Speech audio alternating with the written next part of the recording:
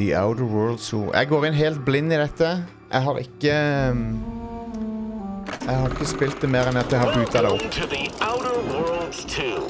Any similarities to real-world dystopian corporate-branded hellscapes are purely coincidental. I'm the Moon Man. You might know me from such business entities as Spacer's Choice or its parent company, Universal Defense Logistics. Yeah, I'm kind of a big deal. But I won't bore you with how I became the galaxy's most beloved and recognizable spokesmoon. You're here to choose options from a menu. Well, have I got menu options for you? Flytte meg opp her, kanskje. I want to start a new game.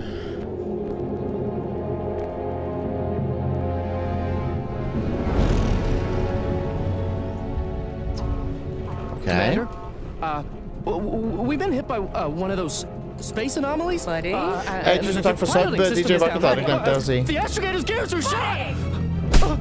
Get a hold of yourself. You're an Earth Directorate agent. Affirmative, Commander. What are the orders?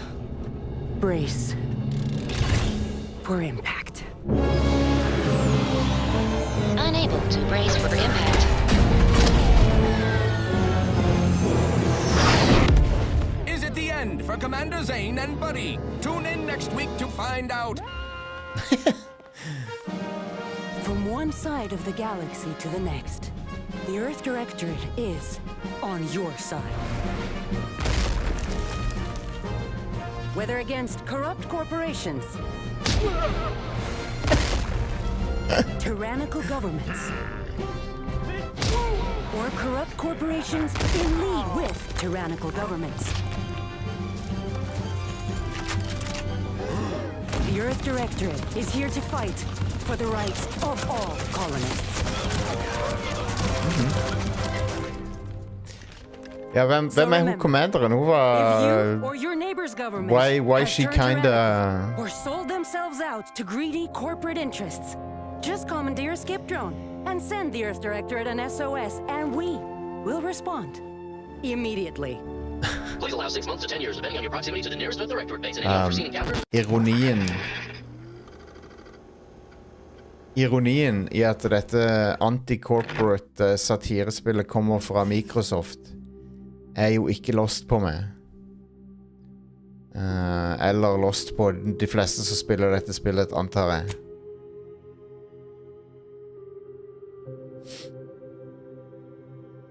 Men hei. Sånn er det av og til. Paul Verhoeven sine filmer er finansiert av corporate interests også.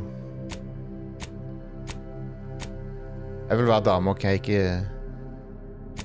That's how I roll with these RPGs. Hallo Elias Lokker, tusen takk for sub. 51 måneder med kjærleik. Nice, I love it.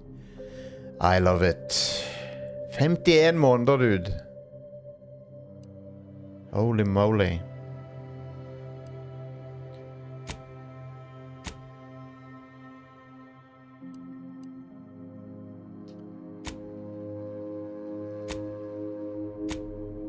Prosthetic arm. Men det var litt kul da. Jeg antar det ikke har noe gameplay påvirkning. Age, hvordan ser det ut hvis du ager opp masse? Ok, du blir 60-70-årene. Åja, du kan... Nei, ok, det er ikke styrken av wrinkles.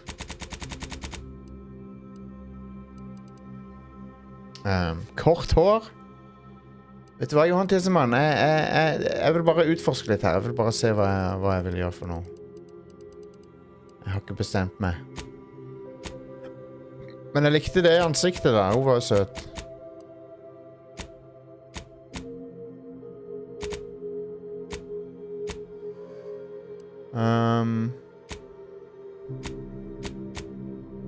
Mole. Features. En features slider, what the fuck? Ja, ok, det sånne facial features. You wanna know how I got these scars?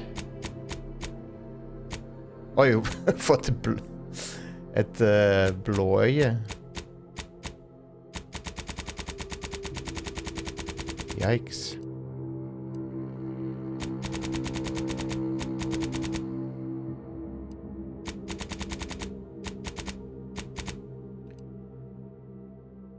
Freckles. Hvor håret da?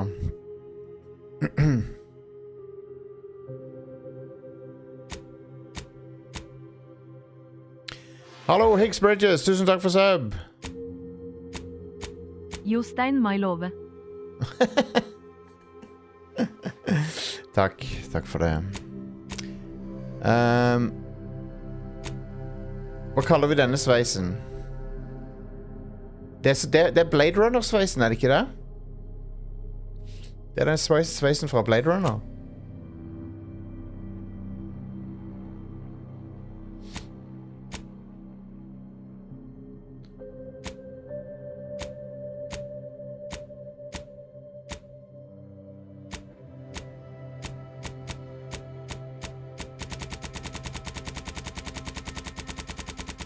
Wow, det var ganske mye å velge mellom.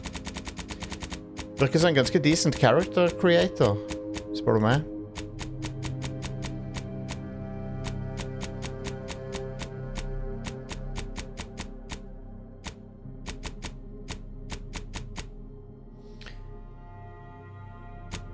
Ja, det er ganske decent sånn hårgrafikk her.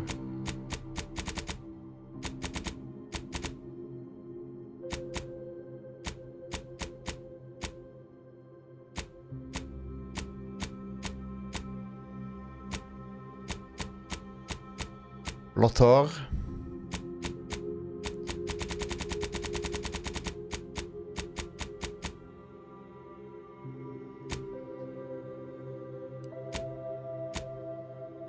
Vi går for den. Jeg likte den. Jeg likte faktisk den sveisen.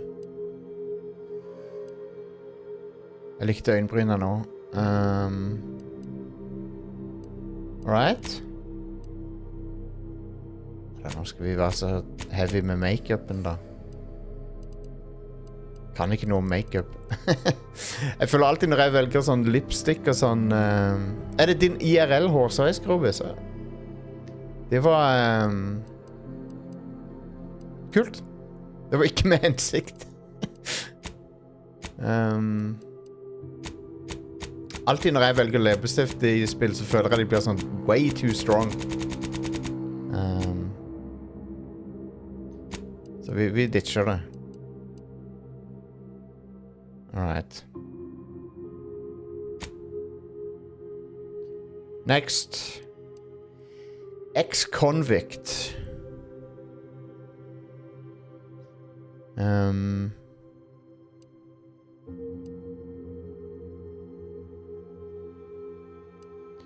Gambler. Lawbringer. Professor. Renegade. Roustabout. You simply wanted to find a job that used your particular set of skills, which would be none. Yet one accidental death of a well-known villain later, you're now known as a gunslinging Earth Directorate agent not to be trifled with. You often find yourself wondering if this Earth Directorate has any good cashier openings. The Gambler. You lost a bet with an agent who was trying to convince you to utilize your penchant for bucking the odds in the service of the Earth Director.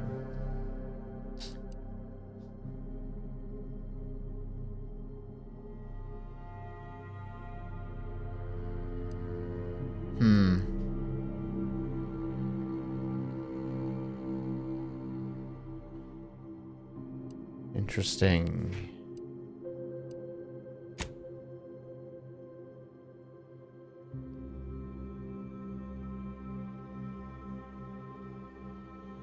You may have lived a life that skirted the laws of any colony you found yourself operating in, but that's what you were paid for. Definitely not a reason for your unsatisfied previous employers to hunt you down, is it? Joining the Earth Directorate seemed like a great way to solve the problems your work history may have caused. Det er enten renegade eller gambler.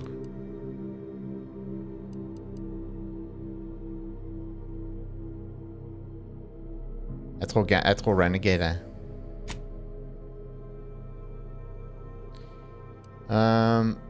Positive traits.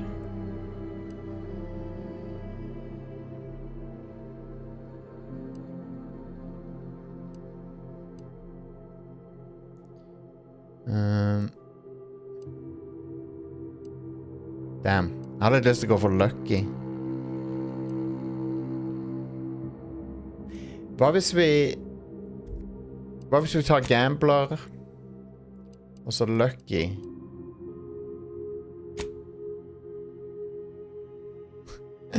Skal vi gjøre det? Du kan ha 2 positive traits. Ok.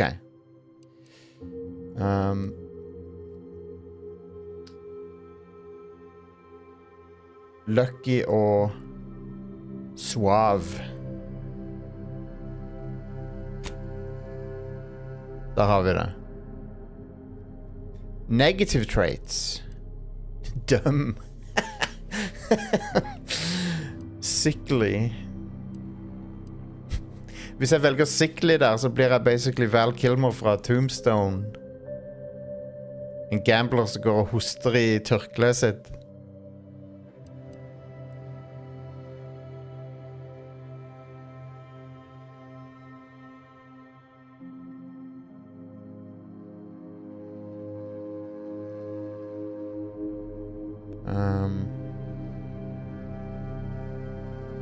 Dude, er det de jeg må velge, liksom? Hva hvis jeg dropper suave?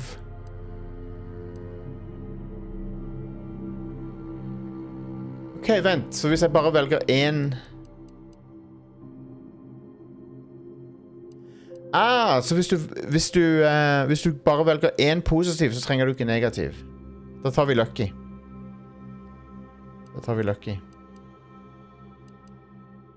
Hva er det vi er gode til, da? Guns.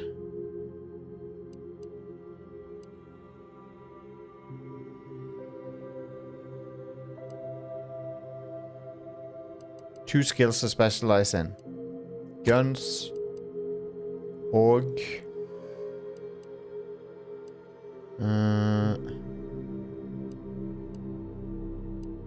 speech.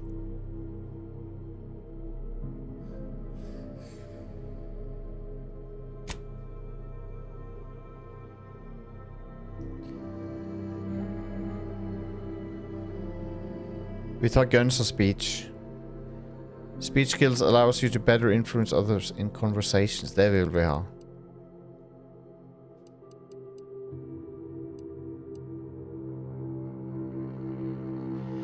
Når jeg tenker meg om, kan det hende det er noe bedre enn guns? For at guns... Vi klarer oss alltid med guns, gjør vi ikke det? Så kanskje vi burde velge noe bedre enn noe.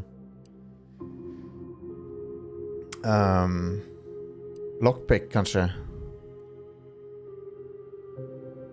Det kan være veldig nyttig, kan det ikke det?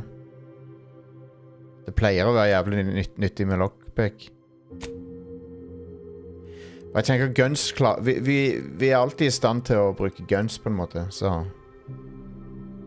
Det kan umulig være så nødvendig, det. Name Commander høres bra ut.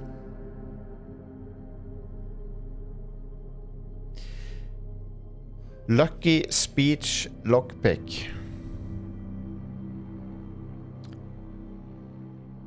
Let's go.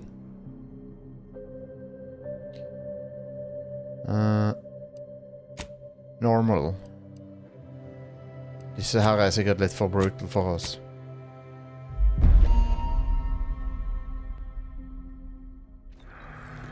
Commander, I know you've a fondness for betting on long shots, so you're in luck. because the odds are certainly against us on this one.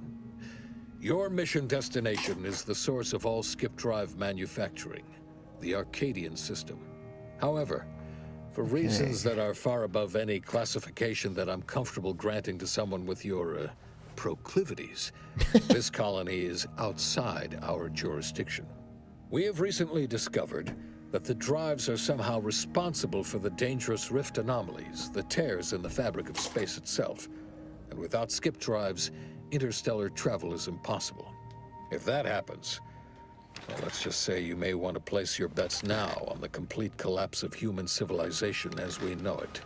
Your mission is to rendezvous with DeVries, our forward agent, and assist her in retrieving the information needed to determine exactly how the skip drives caused the rift anomalies. But be advised, if you or any member of your team are captured, you will be on your own. There will be no rescue. We cannot afford for this to turn into yet another interstellar incident, just because you tried to make a few extra bits on the side. Again. Agent DeVries will be contacting you shortly to coordinate your plan of action. Please follow it for once. Så hører meg greit nå. Jeg flyttet litt på mikken bare. May the law and your renowned luck be with you and your team, Commander.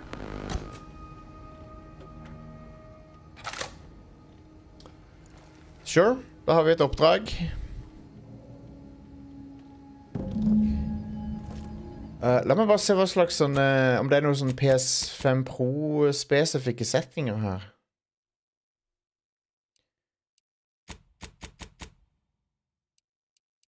Visual mode.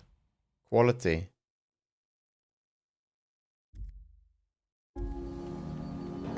Da går det ned i 30, ja. Så det ser ikke ut som det er... Ser ikke ut som det har PS5 Pro specific mode. Så går vi ned til performance. Ja, jeg vil også ha performance. Alright, let's get going. Commander, hi.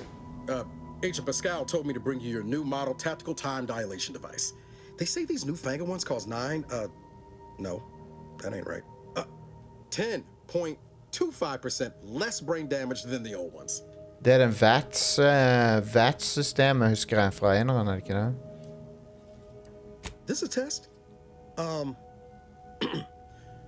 The TTD devices operate by speeding up the subject's perception of time. Or is it slowing? You know, I can never get that right. Everything just moves slower.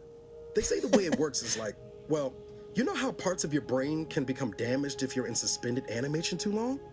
It kind of does the same thing. They simulate brain damage? Oh no, they don't simulate it. It's the real McCoy. The lab coats swear it's perfectly safe. Science is amazing, ain't it? Listen to me, rambling on. So, well, anyway, here you go. Look, Commander, truth be told, I asked to deliver it to you. I was just hoping to get a moment to ask you for a pointer or two. Grafikken er kraftig oppgradert fra eneren, synes jeg. Because, well, you're a legend. And the other agents, well, let's just say they disagree on just how I should go about it. Okay. What are they telling you? Well, Pascal likes to joke around, but I think she's being sincere when she says it's all about looking out for the people who can't defend themselves. Sandoval says he's got no time for weakness. He says we gotta save people because they're too stupid to save themselves. And that we have righteousness on our side. And Jepson, well, you know him. He don't talk Carly much. Rae? So, what do you think? Er hun på skipet? Higgs Bridges har forbudt meg fra å banne i... Hva er det vi har satt for som 5 minutter grense? Starfield 2, ja. Ja, nå er vi i gang med Starfield 2 allerede. Onkelen min jobber i Bethesda, og han har gitt meg Starfield 2 tidlig. Så det er det vi holder på med nå.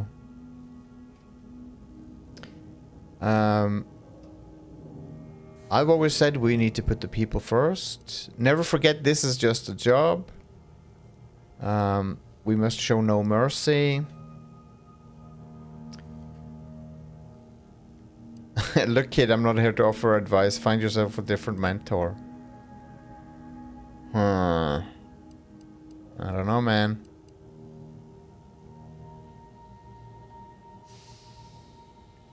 Look, kid, I'm not here to offer advice. I get it. You're too busy to talk to the likes of me. Oh, almost plumb forgot. I was supposed to let you know it's almost time for Agent DeVries to establish contact. She's kind of like you. Top tier, one of the Directorate's best. Except then, she was always nice to me. Anyways, we should get down to the main room and open up the channel.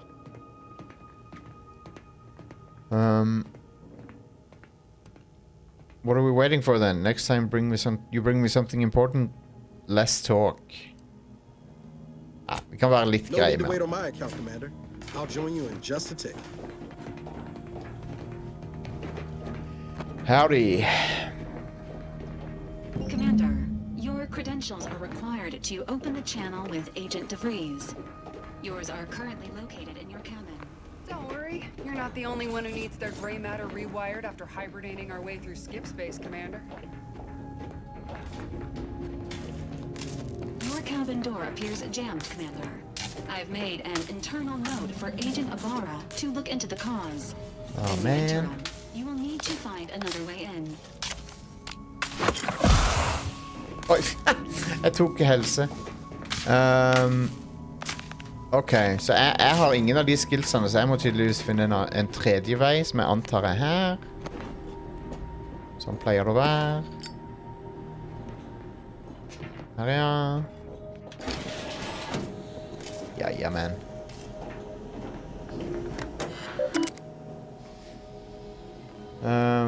Ok, det var ikke noe spennende der.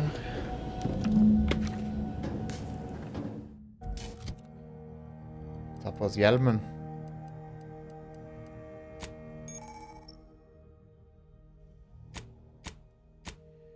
Inventory. Sånn.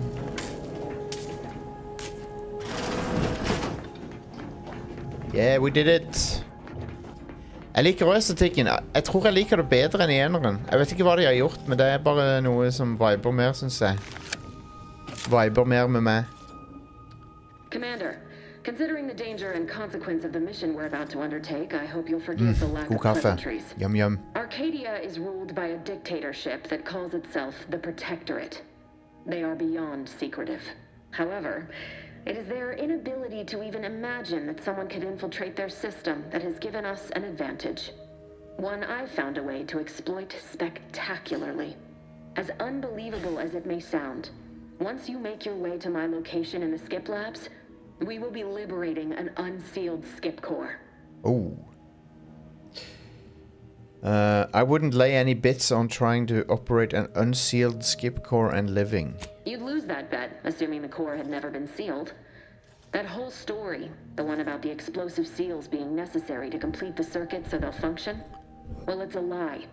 The seals are just there to conceal the inner workings of the drive so no one else can duplicate them. Examining an unsealed one will be invaluable in helping our lab coats figure out how they cause the rifts. But you'll first need to make your way to the station proper from the landing pad. Sure, that sounds easy. Our mission's timing is fortuitous. Most of the sector security was reassigned to the far side of the station in preparation for the imminent visit of their sovereign's family. They decommissioned several landing pads, including ours, to give them fewer points of entry to guard, giving us fewer chances to be intercepted. You'll just need to reroute power to open the door to the sector once you've landed. Ja, det virker som en sånn hybrid litt av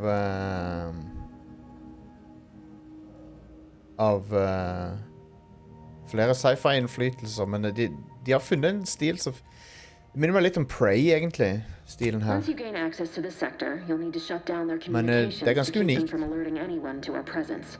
Then, you'll need to handle their combat mechs. Combat mechs. Oh, man. If you're clever, you'll find a way to shut them down before they even know you're there. They're relentless and well-armored. I've managed to leave caches of tools and intel for you throughout the sector. I'd take advantage of all of them, were I you. This may sound simple, but I cannot stress this enough. Do not underestimate the danger we face. Come on, Agent. Haven't you heard? We're the best and brightest. We infiltrate corrupt governments before breakfast most days. Do you think this is some kind of joke?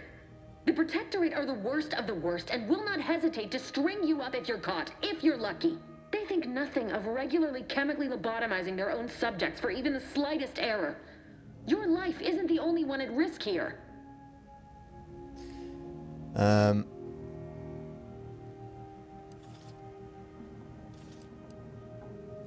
Don't tell me to calm down. You know what I've sacrificed? What I'm prepared to sacrifice still? I've spent the better part of a year laying the groundwork for this mission.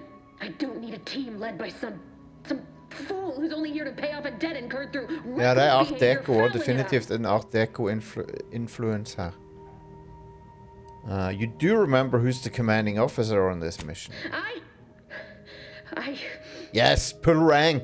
Yes, of course. Pull some motherfucking rank. Jeg elsker å gjøre det I spill. I apologize if I allowed my nerves to get the better of me. It will not happen again. I promise you. Pappa jobber I Obsidian, så hadde jeg egentlig skulle kalle det Outer Worlds 2 Electric Boogaloo. Once you land, I'll patch in over comms. Det høres sant ut. For meg så føles det sant. Augustine! I mean, jeg kommer ikke til å google det. I just wanted to say we're all looking forward to working with you. Who? Niles? Is that you? Law, what are you doing here? Niles? It's been so long. Niles? I'm an agent. First assignment. Niles, this is the worst idea you've ever had. Oh, and no more smelling like fuel neither. Most days. Can't wait Where's to see Maris? you once this is over, Agent. And good luck. Same to you, Ibarra. DeVries out. Navigator's warmed up in the cockpit, Commander. Whenever you're ready to fly us in. Okay.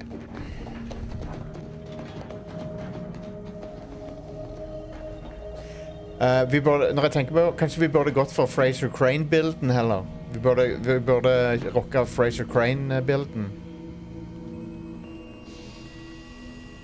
I'm listening. Horizon Point Station. Stemmer det, jeg må finne opptaket av dere, Skallen. Jeg må publishe det igjen. Hey baby, I hear the blues are calling. Jeg litt tidlig for å synge nå. Men jeg god på den latteren.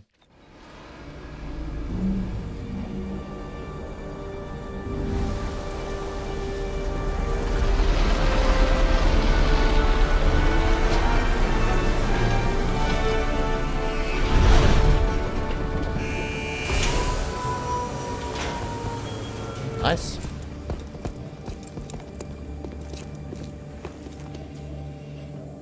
All right, we got our mission.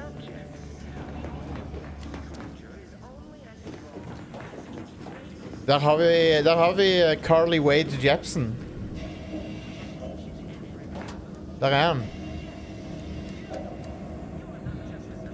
We'll hold position until you gain access to the rest of the sector, Commander.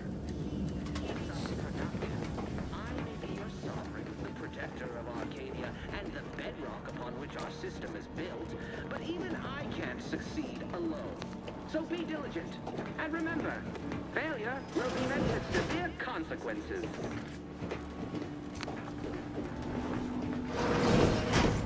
Beloved subjects, we all know that a structure is only as strong as its basest elements, the dirt on which it is built, which is each and every one of you. Yes, you. You are not just a cog in the machine. You are the cog in the machine that keeps us productive. I may be your sovereign, the protector of Arcadia, and the bedrock upon which our system is built, but even I can't succeed alone. So be diligent. And remember, failure will be met with severe consequences. Got it. Commander, Ibarra and I will secure the building down here, while you're upstairs restoring power to the door.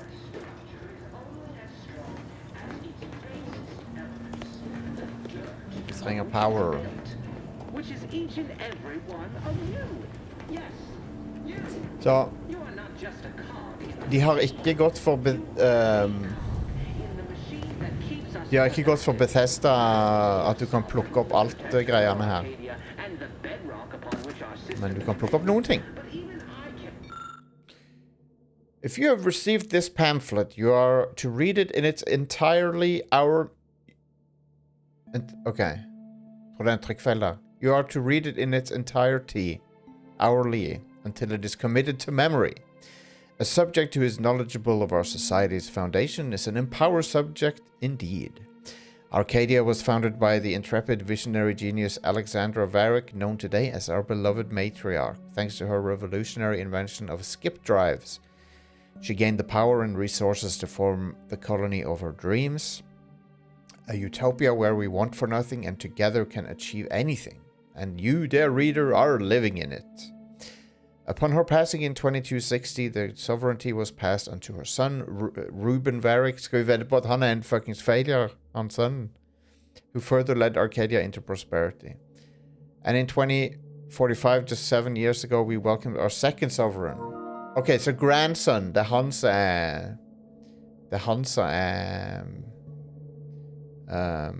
failed son her.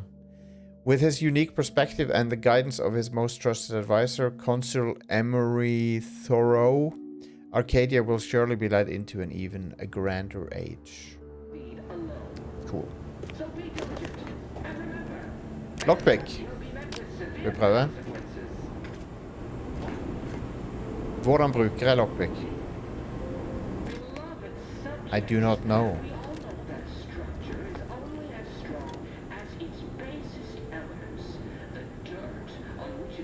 Jeg må ha en lockpick for å gjøre det, ja.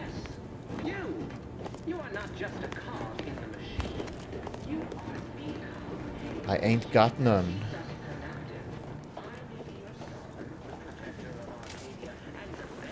Agent DeVries's orders still stand. Power must be restored to the door in order to proceed into the sector.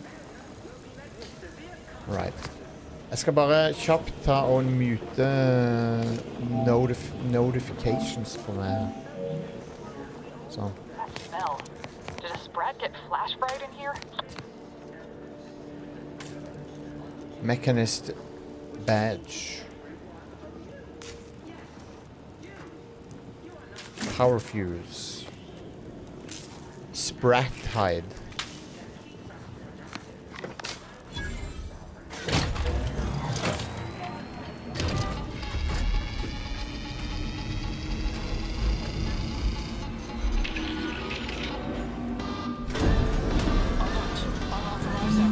The electrical system misfired somehow. Security's been triggered. This needs to be dealt with quickly. Oh my god. Hva skal jeg gjøre? Expiring without permission will result. Greetings, subject. Please note that shooting at this unit is unsanctioned and punishable behavior. Additional demerits assigned for misuse of electrical current. Han printer ut bøter. Return to your assigned duties, or demerits will be a... Commander, we finished our sweep. I'd wager we could use the intercom to call for help, Commander. Must be a guard around here somewhere who can shut the mechs down. Yeah. Screen's broken, so should be nothing to pass yourself off as one of their own. I also found a vent around the corner might get us inside in a less conspicuous manner than strolling through the front gate. Though you Det er litt kult at du kan ha dialog med to personer samtidig. Det er litt sånn uvanlig i rollespill, for det pleier å kunne være one-on-one samtaler. Always a good idea to have a cover story. That don't work out. This here mag pig should come in handy. Ja, roboten er cute, ja. Hallo, necessary smile.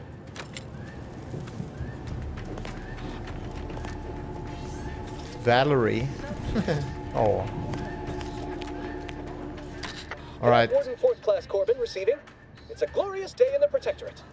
How can I serve? Wait a moment. You're calling from landing pad 0-53? That's listed as decommissioned. And yet the defenses have come online? Please be so kind as to inform me of your name and ID number so that I may report you for this infraction. And hurry, please. The transmission of the Sovereign's family's arrival will start any moment. I can scarce afford the demerits missing it would entail. Okay.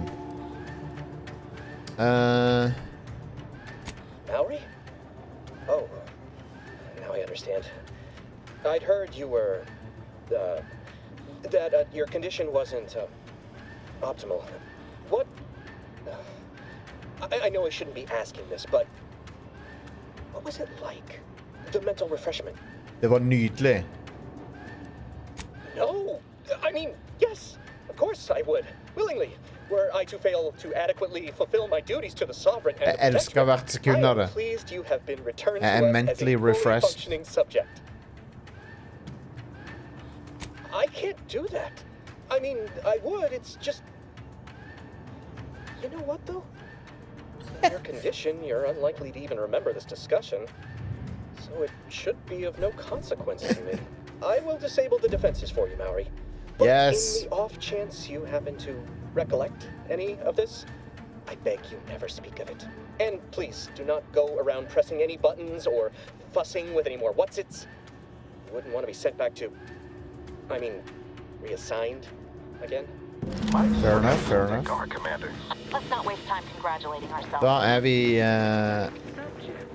heldigvis ikke i skuddlinja til disse robotene.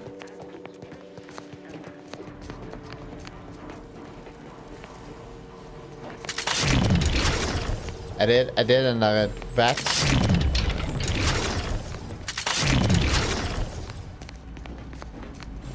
Commander, the situation is becoming more fluid than I'd originally planned for. We've got to change our approach. Split the team to handle comms and security concurrently. Yeah.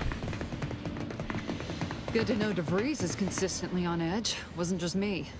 You'd think she'd never been on a mission before. Everyone knows fluid's about the best you can hope for. Well, sitting here jawing ain't gonna accomplish much. Looks to be central dispatch on the right with security ops on the left. Which you taking, Commander? We'll hit the other.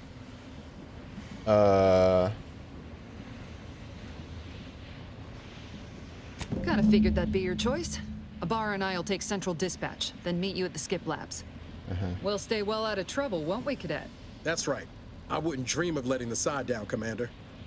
Right. Well, then, notwithstanding Abar's enthusiasm here, or DeVries' concerns over fluidity, I'm fairly certain we've got this under control. Rest easy, Commander. Alright. Satser på de har den. De har du noe kontroll. Agent Pascal, ma'am, I've been cogitating on how best to gain entry into Central Dispatch. Security ops is heavily guarded, so be vigilant. You'll need to shut down security measures once you're inside. I've left a drop for you in the watch post.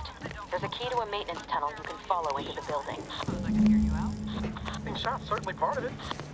En intel drop, den må vi plukke opp.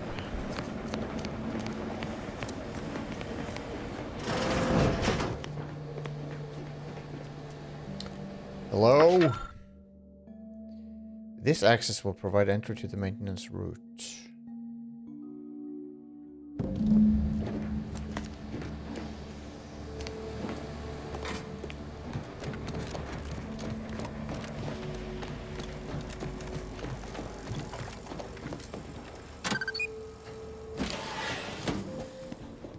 Okay.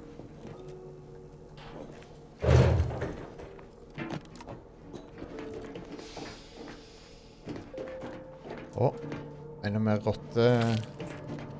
Rat meat for that ass. Magpigs. Jepson and I are in position above the Nå har jeg sector, lockpicks. Commander. Path's been cleared. Only encountered one guard. He's been dealt with. Should have seen it. Wasn't pretty. Seen it. Wasn't pretty. Det var kort prosess på den. Right, Sandoval? I wouldn't stand too close to the airlock when we're back on the ship, Pascal. Why? Is there something wrong with the airlock?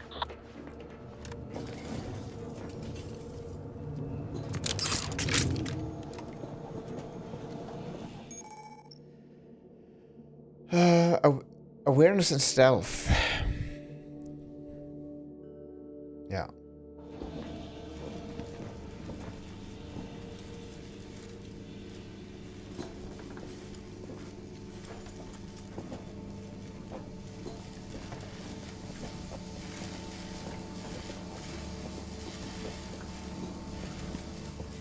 Ser ut som vi har det. Yes. I've stashed a knife in the maintenance access for you, with, instructions on how to use it to quietly bypass the guards. Ja.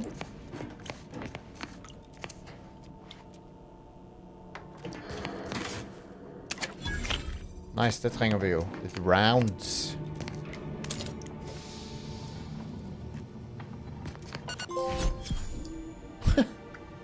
Pitchball card. Er det sånne bobbleheads det, basically? De pitchball cardsene, er det bobbleheads fra Fallout?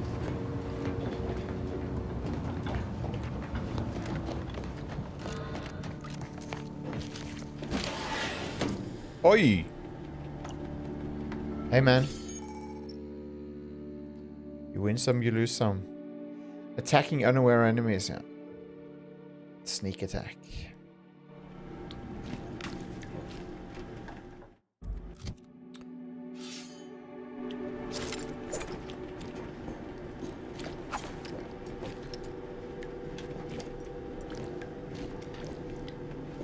Er det noe vits å gå videre her? Ikke det?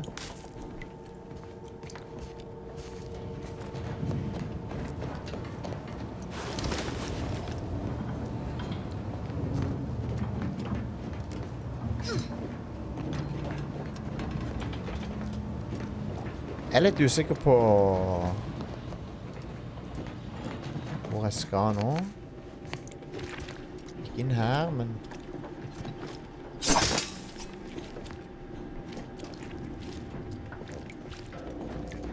jeg får sjekke kartet.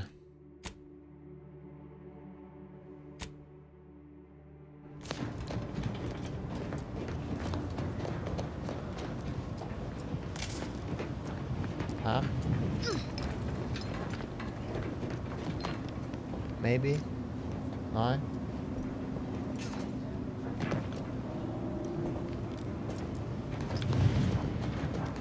Ut I gangen. Ja, jeg synes også det ser veldig nice ut, Krobus.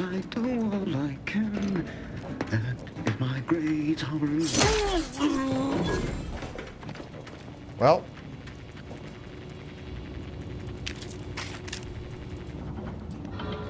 That's too bad.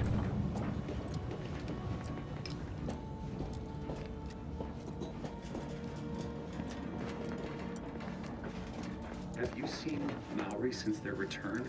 The state they're in. It saddens me. Yes, it is sad that they weren't worthy. Otherwise, they'd have had the strength and constitution to emerge a better subject, more able to fulfill their duties. Yes, that is exactly what I meant. Praise be to the Protectorate.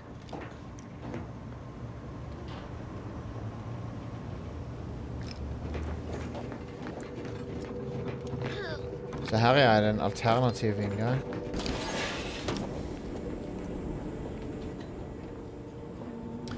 La oss ta den veien da. It is the duty of every Protectorate subject to ensure they are operating at peak efficiency at all times.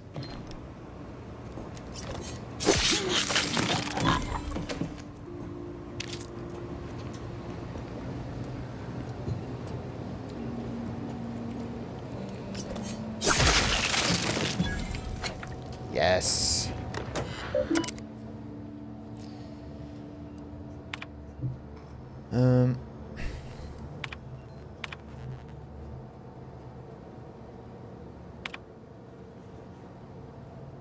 Landing pads will be decommissioned. Okay.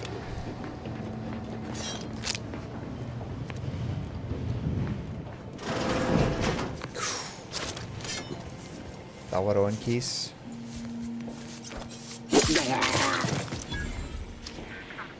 Straight up John Rambo var dette stedet her. Er det nødvendig? Jeg kunne latt han være, akkurat han der. Han trengte ikke å dø. Oh, wow.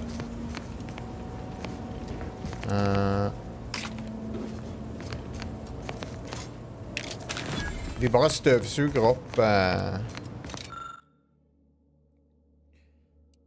Se her, ja. Men jeg kan ikke.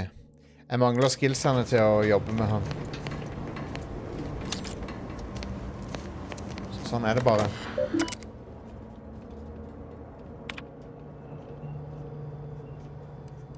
Ja. Jeg kan ikke vekke opp roboten, dessverre. Too stupid.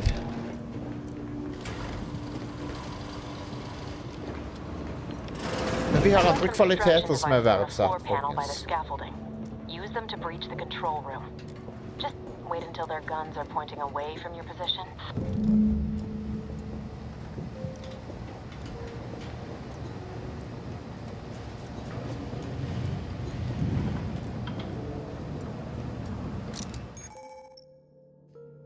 Okay.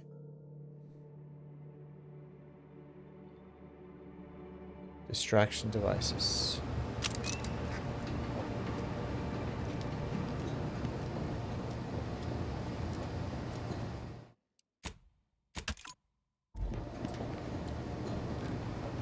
Jeg følte for å save. Oh, fuck.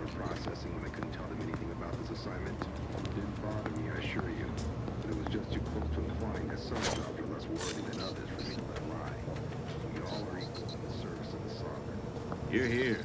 I don't care where I'm assigned. The bounty bestowed upon each of us is superlative. Thank the matriarch we don't live in one of those greed-driven corporate technologies. A perfect society demands perfect thoughts. Perfection is impossible, and the mind is a thing of symmetry.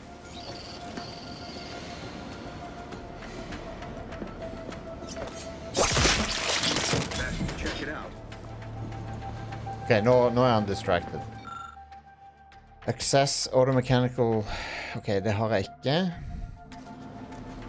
Whatever that is, I don't have it.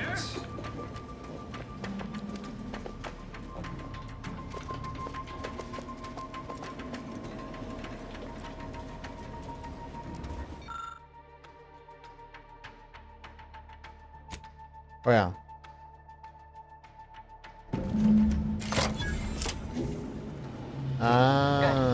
Those mechs should give you no more problems.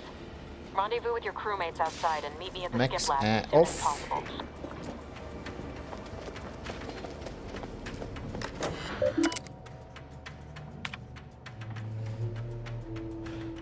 Two.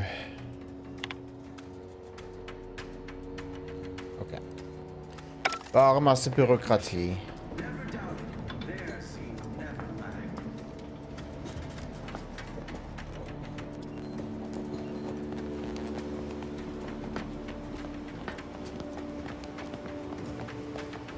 Og veldig fin grafikk på det. Synes jeg, altså.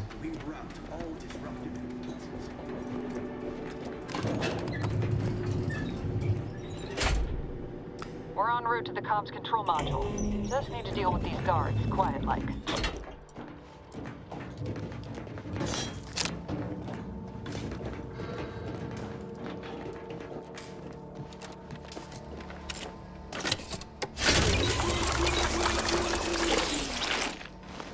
Autodock.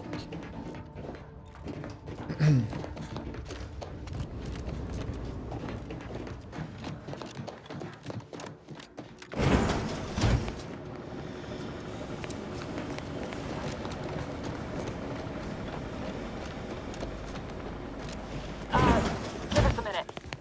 Something's not right. Uh-oh. What's not right?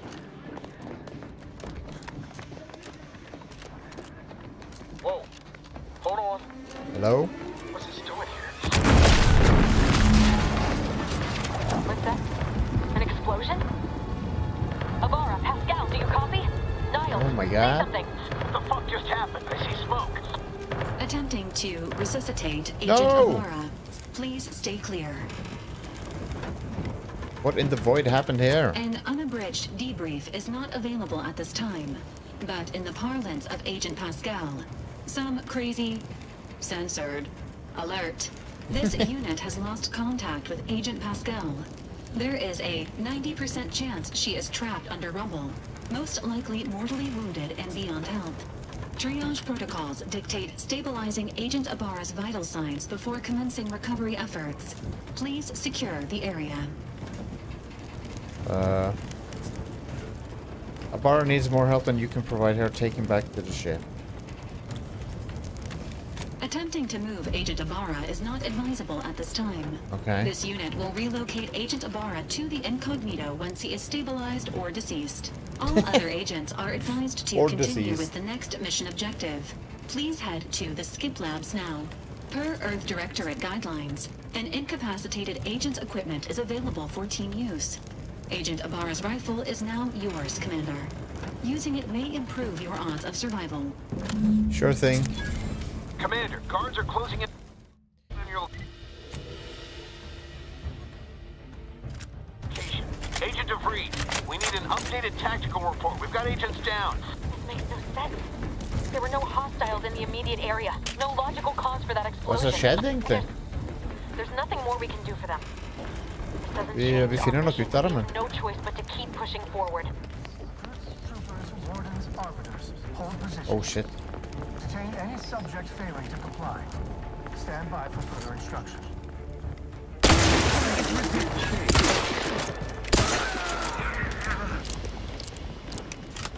That's too bad. Nå er det Call of Duty her, folkens.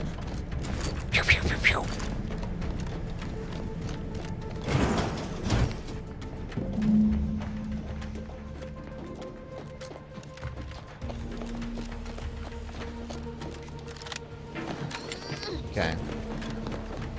Hey, kontrollpanel for what are you doing here? Why aren't you at your post? Is this whole facility gone mad? Something awful has happened. Something awful mentioned. Security ops cannot even be reached despite Somethingawful.com. all of my attempts. This should be impossible. The automechs all returned to their charging stations and deactivated. And then there was the explosion. Please, tell me you know what's happening here. I need to get into the Skip Labs at once. By the matriarch, your voice. You're the one I spoke to over the intercom, but Uh-oh. you're not Maori, which means You don't need to see my identification. No. I am ruined. You've played me for a fool, talked me into an action that borders on treason.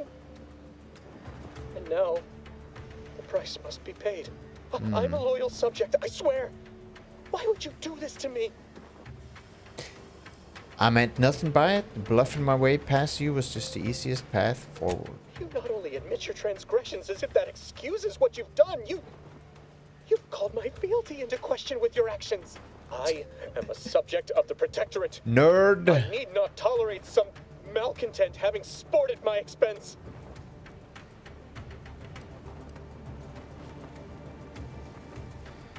Sometimes say the wrong thing when I'm upset. I see.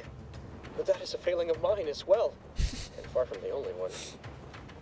You are far braver than me to admit such so readily. To be honest, I fear the demerits I have accrued due to my myriad failings doomed me long before I encountered you.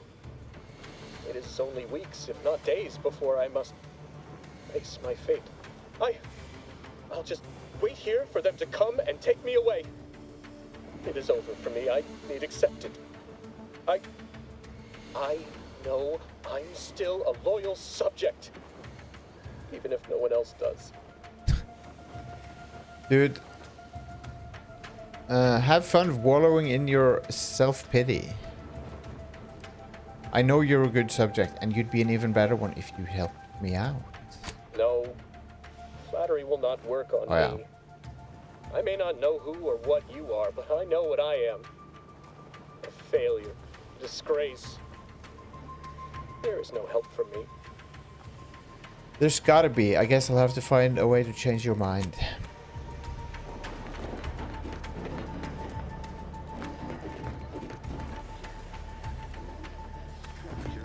You're back. Can't you just leave me to my misery? You traitorous guards! Oh yeah. Åja! Så nå kan jeg springe over. Men det blir litt combat. Det går fint.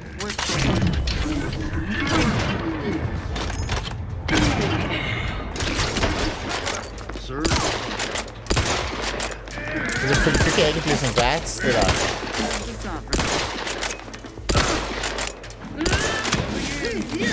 Oh my god, dude. Jeg er in over my head her.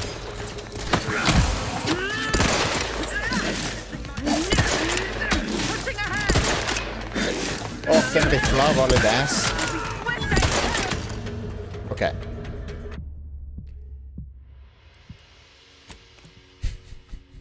Det var ikke beste approachen. Så kanskje vi må la være å snakke med han en annen gang da. Sånn at han ikke gjør det. Åja, nå står de bare der.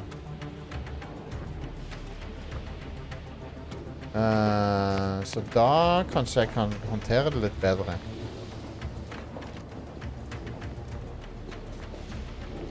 Maybe. Invasive elements! Pushing ahead!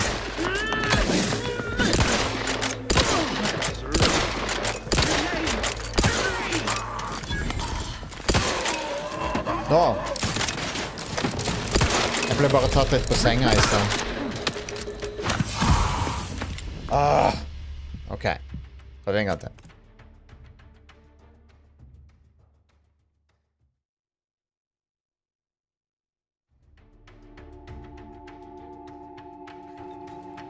Jeg må huske å loade sånn at jeg har flere skudd i kammeret, basically.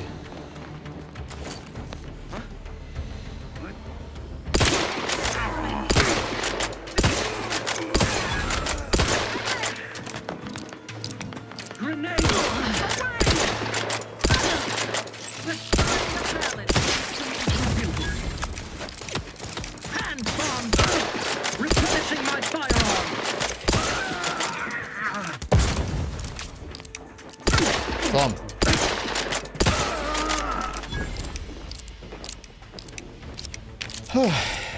Men er det meningen at den skal hjelpe noe særlig, den der slowdownen der? For jeg synes ikke akkurat han gjorde det.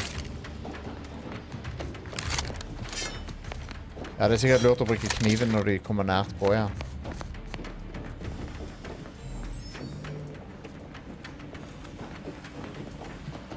Jeg tror jeg forventer at det skal funke sånn som VATS, og derfor jeg ikke fikk det til.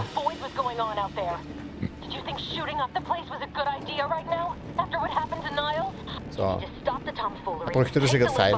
Jeg får øve meg på neste combat-scenario.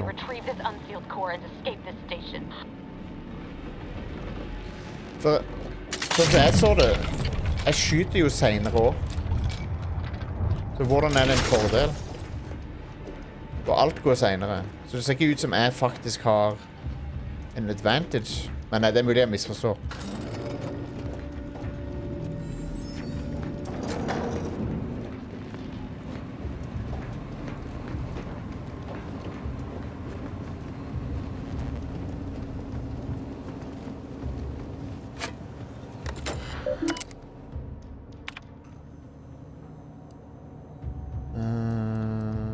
Whatever.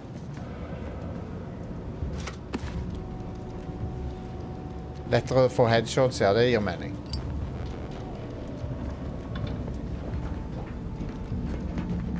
Det gir mening. Inne på do. Crafting shit.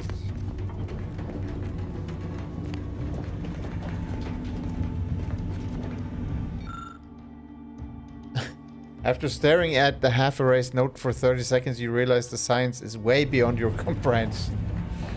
That's right. Commander, be on your guard. I'm picking up increased security activity in your area. Stupid. They'll be at your location at any moment. Or it is. And we're being tested. It is not our place to question.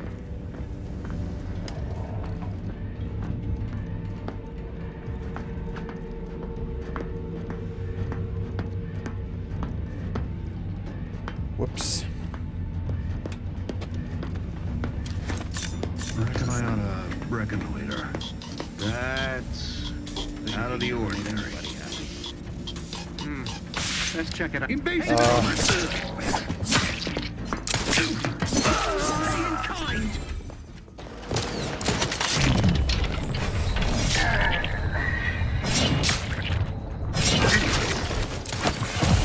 Refilling my weapon!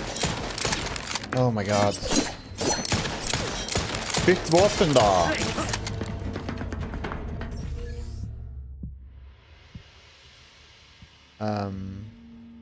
Fuck.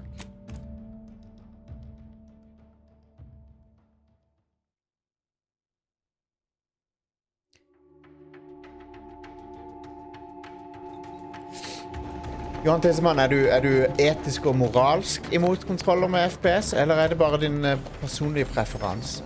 Mener du med å bruke kontroller, så begår jeg en slags forbrytelse mot menneskeheten?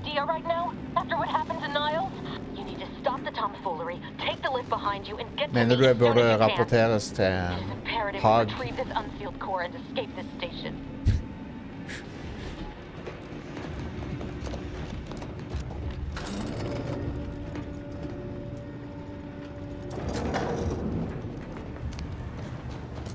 Skal vi holde det mellom oss to, Johan Tisman, at jeg bruker kontroller?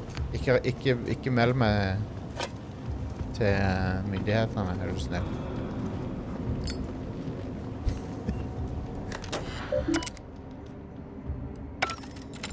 Det er en vanesak, tror jeg.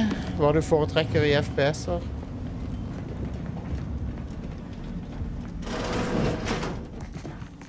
Ok, nå må jeg nesten save her, så kanskje jeg kan...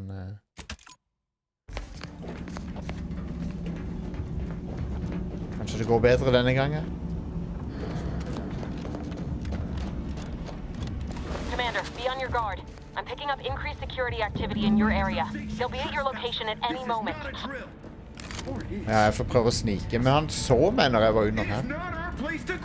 Da vet jeg det. Da vet jeg at de kan se meg. Da må jeg heller gå rundt her. Jeg bruker ikke mouse og keyboard på PlayStation, Johan Tissemann, og av den enkle grunn at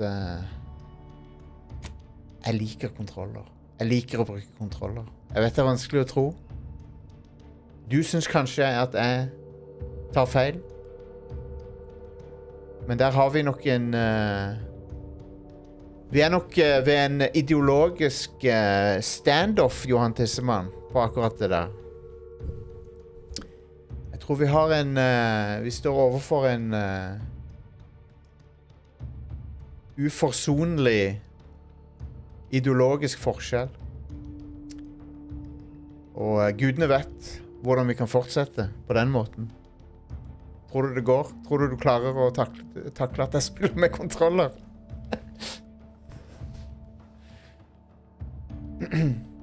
You find the flow controls and increase them gradually. Okay.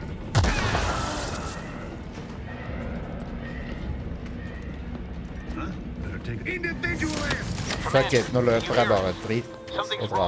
We can't get into the skip lab. DeVries isn't responding to our comms. In other words, we're trapped out here. So don't count on us for backup. I can be keeping ourselves alive. Don't worry about us. Just get to DeVries and liberate that core so we can get out of here.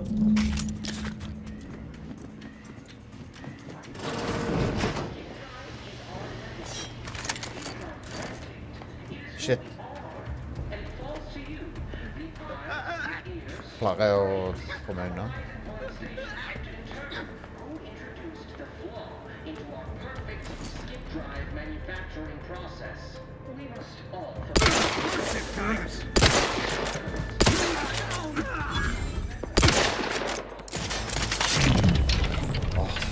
Feil knapp.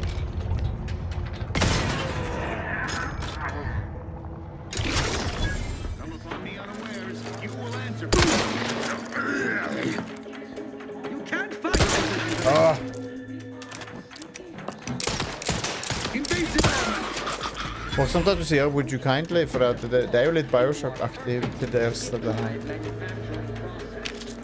Sånn.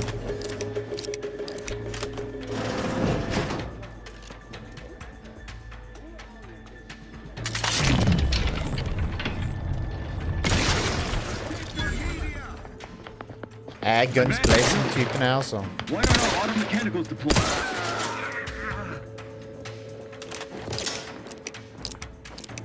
Jeg liker å blaze noen guns.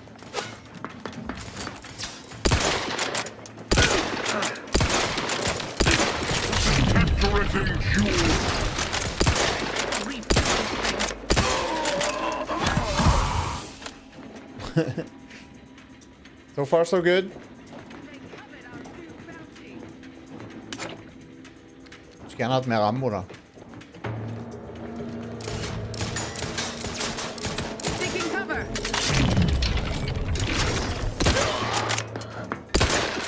Replenishing my firearm.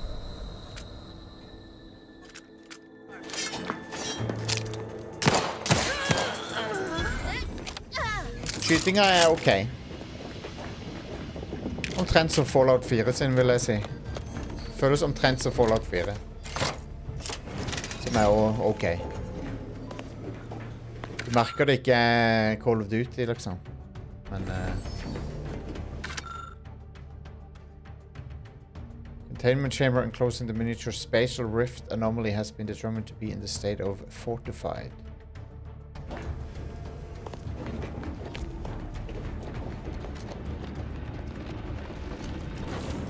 Boom.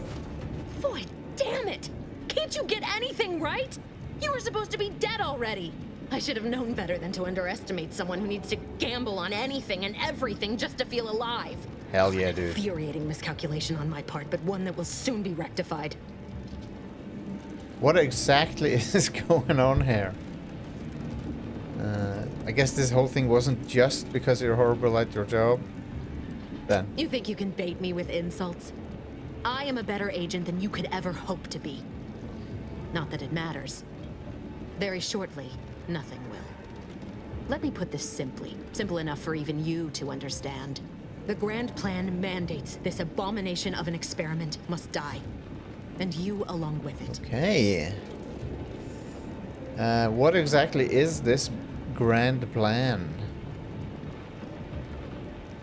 I have neither the time nor the need to explain the veracity, the nuances of the plan to one such as yourself.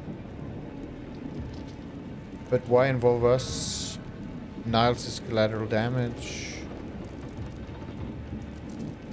What a coincidence. I have no more time to listen to you drone on about the plan. For once we are in agreement. We are out of time. Farewell, Commander. Uh-oh.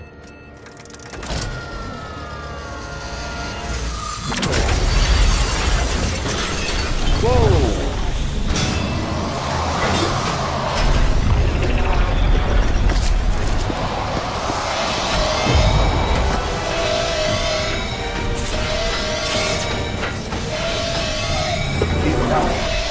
De CG-rendra cutscenene ser amazing ut.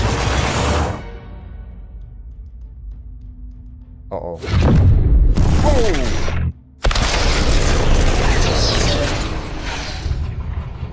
Skikkelig production value på de cutscenene her.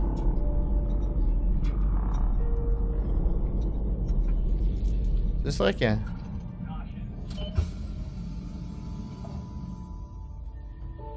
Okay, og så er vi lost in space. The Sovereign's family has been killed by a naturally occurring rift anomaly. Yeah. High priority alert to all Earth Directorate agents. Contact with Earth has been low. Identified ships on the edge Stemmer, Domini. It's no longer just a spacer's choice, it's Auntie's choice. Greater value for your bid. Acadian citizens, we've come to deliver you from oppression. Interesting.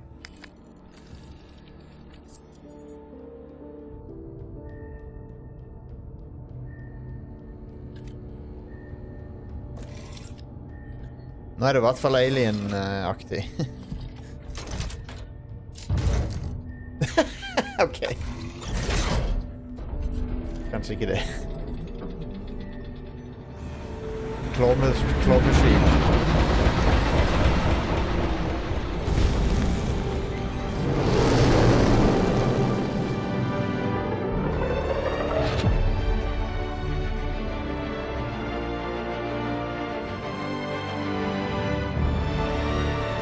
Interesting.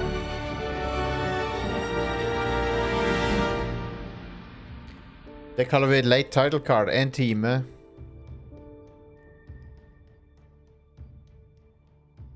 Kult. Veldig kult. Ja, veldig kul intro. They were out there for almost 10 years. 10 years? You know what usually happens when someone left in suspended animation that long. Oh, shit.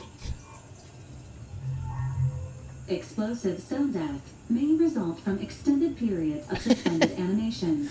Death occurs quickly as the human body rapidly liquefies. Hang on. Hang on a second. And it'll be my fault if it happens. I never should have stopped looking. I can't face the commander right now. Not like this. I'll be in the cockpit.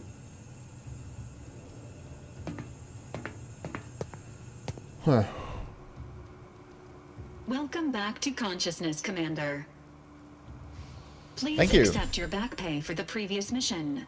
It has been prorated according to the mission's failure and your unapproved 3,468-day sabbatical. For me, jeg ble sikkert trukket I lønn kraftig. Hey, I deserve hazard pay. Due to the perilous nature of their job, Earth Directorate agents are not compensated with hazard pay. However, 2 more near-death experiences may entitle you to a decorative trophy. Revival protocols mandate a physical and cognitive test to confirm mission readiness. This is to ensure no unexpected changes have occurred regarding your abilities, Commander.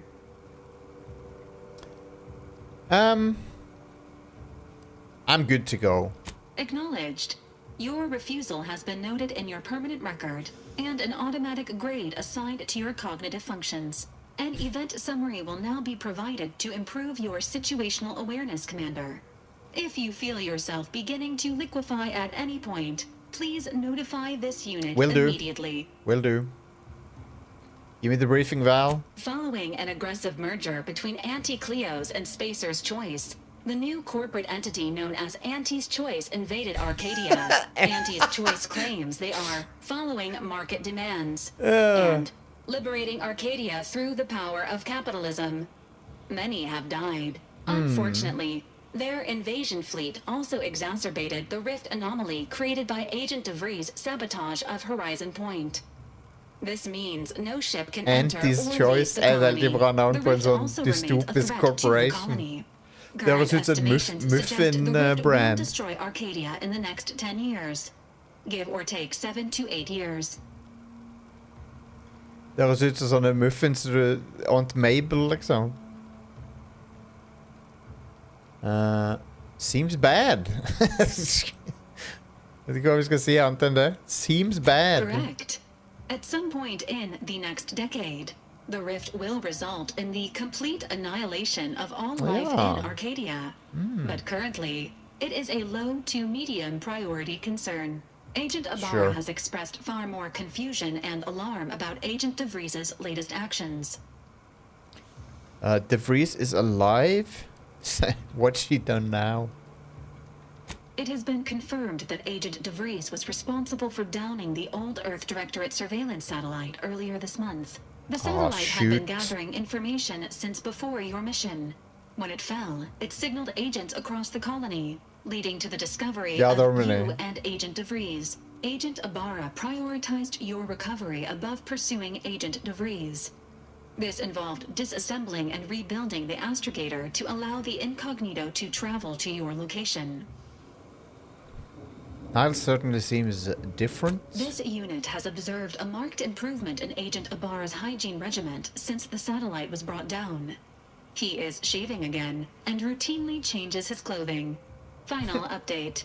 Due to the deaths of every other squad member, Agent Ibarra is now a full agent. He is currently in the cockpit. Please extend your congratulations when you see him. Sure.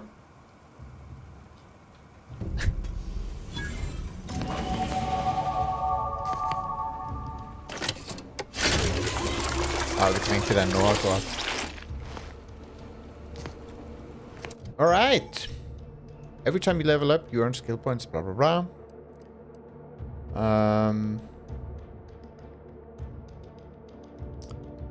OK. Vi er jo naturlig gode i disse, men det er sikkert lurt å investere i et par andre ting også. Er det noen som har noe erfaring med liksom, hvor tynt utover skal vi spre oss, basically? Er det jeg lurer på. Er det lurt å bare ha 4 ting å fokusere på, for eksempel? Eller kan du spre det mer utover? Det er vanskelig å si på forhånd hvordan dette her fungerer.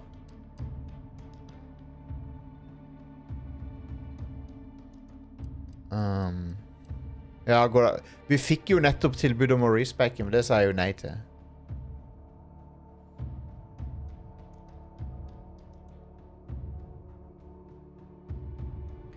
What, DJ? Hvis du tar mange, får du en fest som gir deg mer points etter hvert. What?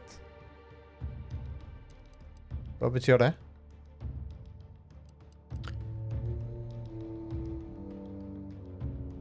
Feet, ja.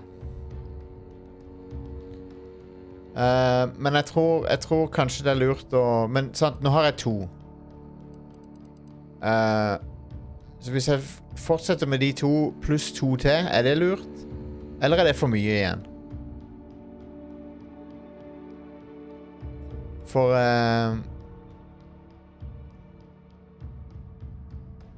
Ja, whatever. Jeg kan godt... Jeg kan godt legge til hack, i hvert fall. Sikkert kjekk å ha. Og så en lockpick til. Eller kanskje ikke. Jeg ble så i tvil. Jeg blir så i tvil. Skal vi se.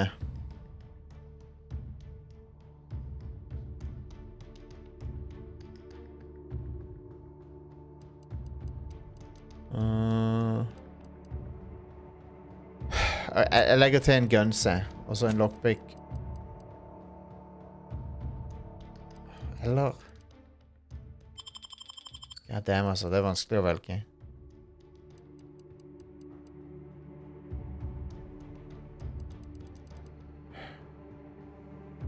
Vet du hva? Jeg har bestemt meg. Guns og speech. Og så perks. What? Apply. Ja. Og så perks. Every 2 level ups. Så får du en perk.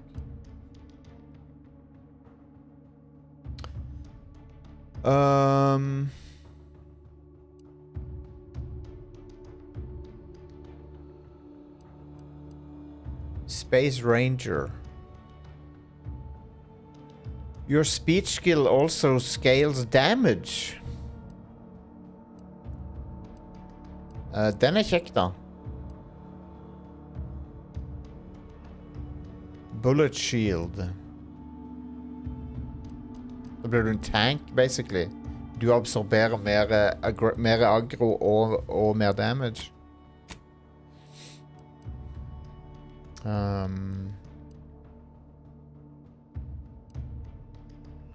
Vet du hva? Space Ranger høres kul ut. Vi går for den.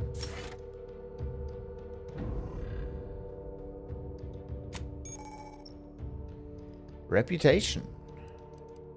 Neutral over hele fjøla. Hallo, Mr. Andersen. Jeg liker det. Jeg synes det er kult. Ok, forskjellige... Crafting recipe. Hva er det de vil jeg skal lage? Jeg har ikke noen... Jeg kan ikke lage noe. Så greit er det. Armor mods og weapon mods.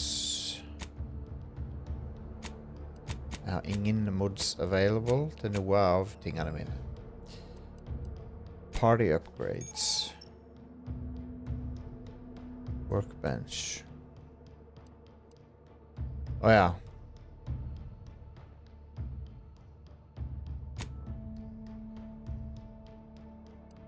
Ja, han er ikke... Jeg kan ikke upgrade han ennå.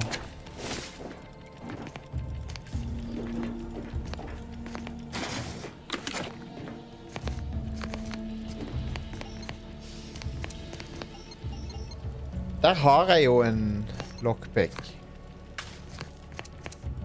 Hvorfor kan ikke jeg unlocke den da? Er det en knapp? Trykker jeg på feil knapp eller noe sånt? Han krever lockpick 11 skill, ja. Of course. Makes sense. These years and I still can't get my head around what Augustine did. Sacrificing our whole team. And for what? What did our blood pay for? Jeg skal bare gå og hente meg en cola.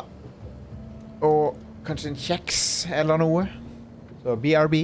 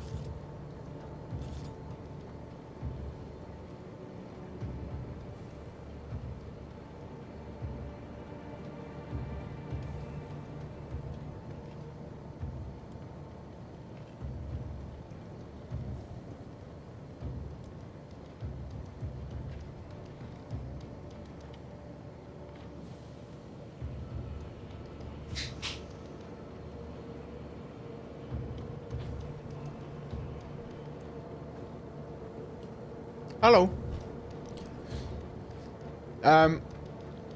Vet du hva jeg har her? Jeg har sånn der dobbel sjokoladeflarn. De er ganske gode.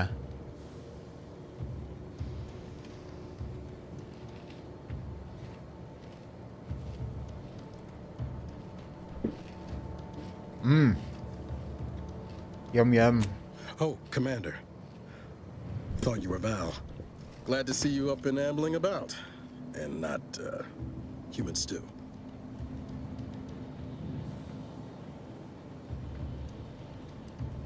You know, when I first learned some of the escape pods made it away from the station, I'd hoped. I mean... I dag har jeg cola. Search for you, Commander. Just as soon as I was able.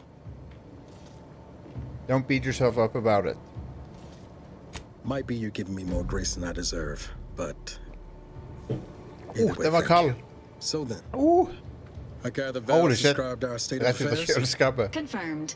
The commander has received Ice a full cold. briefing on the following topics: the invasion of Arcadia, the Rift, and Agent DeVries' survival. DeVries. Would have been better if she joined the dead. I figured she'd done just that until I got the alert that she brought down the Earth Directorate satellite. If she's of a mind to, she could use the information on that thing to destabilize the Rift and destroy Arcadia. She was one of us, Commander. It's our responsibility to stop her. Agreed. Figured a little risk wouldn't put you off. She's going to ground now. But as part of her original undercover mission, DeVries was inserted at the Vox relay station on Paradise Island. She then followed protocol, established a safe room there. Wager that's where we'll find clues as to her present plans and whereabouts. All right. Sounds like you've already done some legwork. Good job, Agent. Thank you, Commander. Means a lot coming from you. Just to be clear, I'm not saying we're strolling up to the Vox station and knock nicely. The Vox is highly restricted and heavily defended. It'd be a death sentence. Oi. We might ought to explore the island first, find out what we can. The satellite alert pinged DeVries' tracker in a town, name of Fairfield. Wasn't nowhere clear as yours, so we need to poke around a bit. Doubt she's there now, but it seems a better place to start than assaulting your protectorate communications hub. All right. Let's go.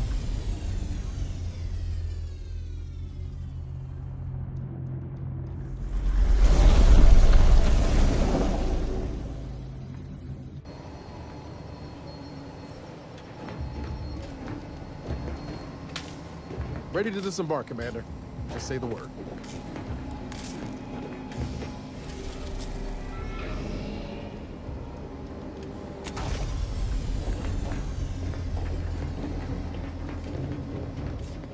Hvordan disembarker vi?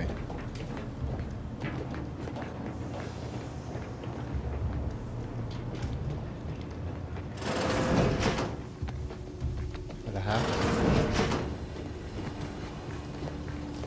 Der, okay. Records indicate that lockboxes, such as the two housed in this dispenser, were originally part of a failed smuggling operation. Special lockbox keys are needed to open them. After discovering the first lockbox, Agent Ibarra installed this dispenser to house additional lockboxes, which may be located throughout the colony. Unfortunately, due to a jam, the dispenser is currently inoperable. Shoot. Agent Ibarra deprioritized its repair in order to focus on rescuing you, Commander. Fair enough. Give me 2 seconds with that Tampering lockbox. may result in damage to the container's contents. Theorizing. Extracting the contents from the first lockbox may disencumber the dispenser, allowing it to return to normal operations. This unit has an advanced decryption key that can open the first lockbox, Commander. Thanks, Val. Helpful addendum. Scans also indicate an Anti's Choice dematerializer within the first lockbox, which you may find useful in the discreet disposal of bodies, Commander. Great. You know me too well. An Earth Directorate agent prepares for all eventualities, including but not limited to unpremeditated murder. Additionally, the second lockbox's contents may contain parts to upgrade your Valerie unit. Upgrades are recommended to improve your experience of Valerie.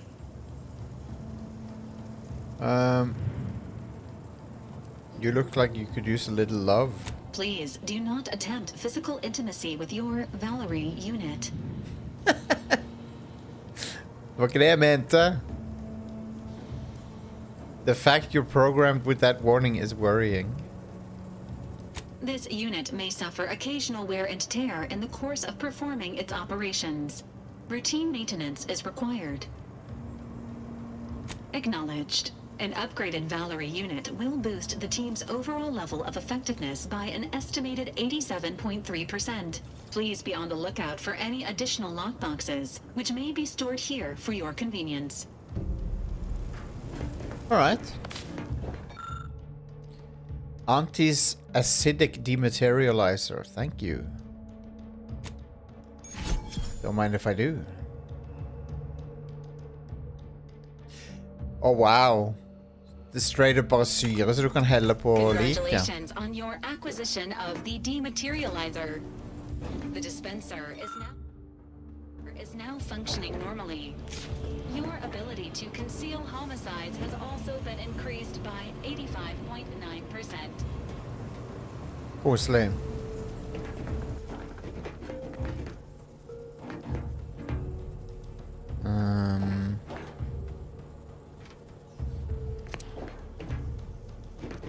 Okay. Guess we're going.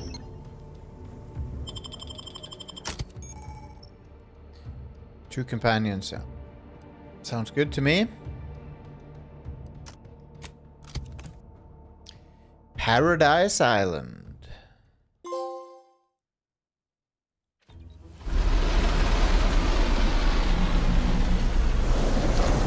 Så ikke så Paradise ut, gjorde det? Nei, jo, ok, det var ganske chill. Eller... Nei, det så litt fucked up ut her, gjorde det ikke det? Let's see.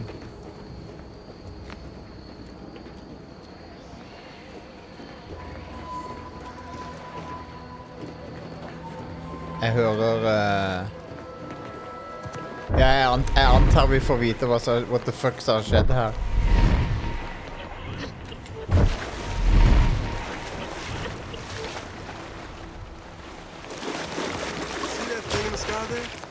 That'll be the Vox relay. Vox stations serve as key communication hubs for the Protectorate. Unauthorized visitors are likely to be shot or hanged on sight. And that's why we're headed to Fairfield first. At the risk of sounding glib, that ain't a good sign. Correction. The sign seems to be functioning.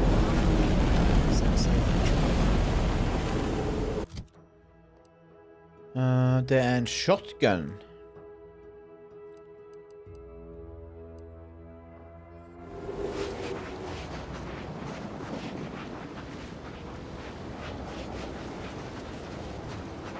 Kult det da. Engaging. Hei.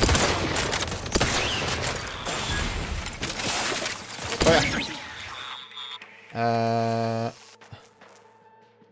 Companion ability, ja. Prøve.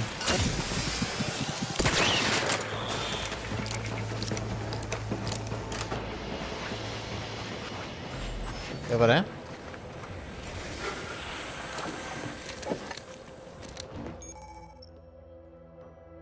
Uranium is a dangerous hazard. Powering the automechs. Ok. Det er giftig. Greit. Det er greit.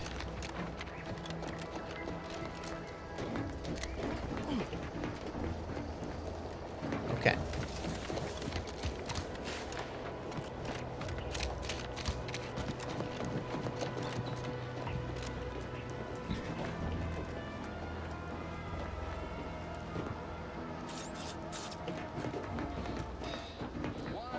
Det er litt Space Western-stemning her, er det ikke?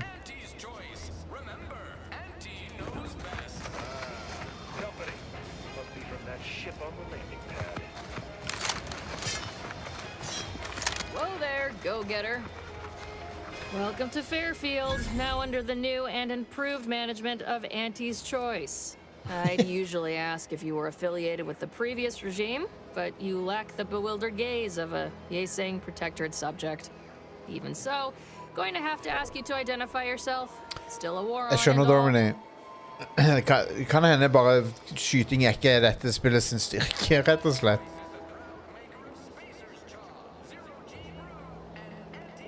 I'm a sprat exterminator. Really? Everyone knows we're cultivating our sprat population for a new deep-fried snack line. Oh shit. So I refuse to fall for Called such my a bluff. ham-handed attempt at dissemblance. Look, we're Auntie's Choice. Lying's fine. We downright admire it even, if you pull it off. Next time, try a little harder. End of the day, we let most anybody in. Bottom line's all we care about is our bottom line. That'll be all. Unless you got any questions before you're on your way.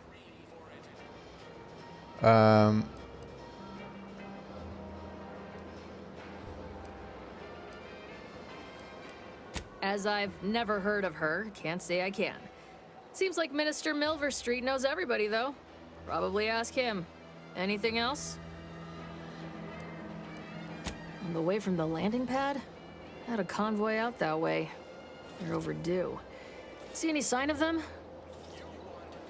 Just bodies and wreckage. Damnation.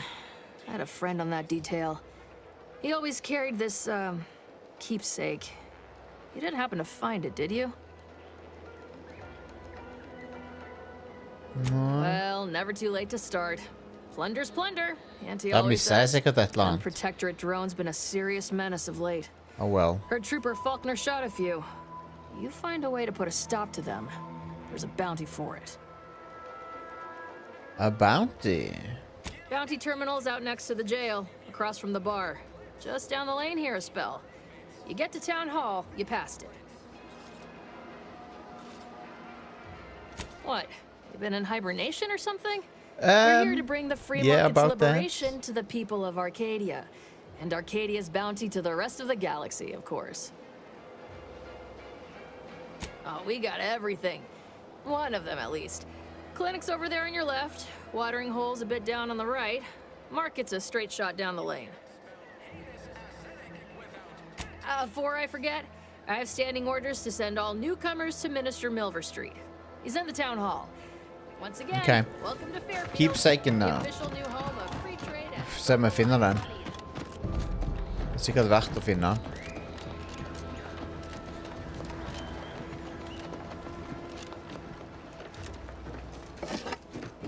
Er det her?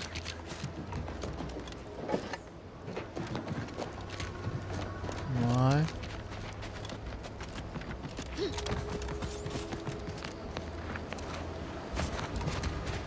Hvor i landskapet ligger han? Her må det være. Nei. Han har ingenting på seg. Ok, følg veien opp her.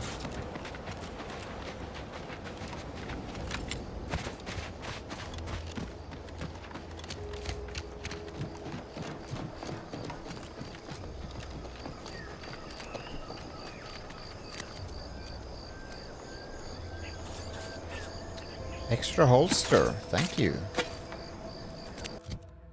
Thank you. Hvordan unlocker jeg det?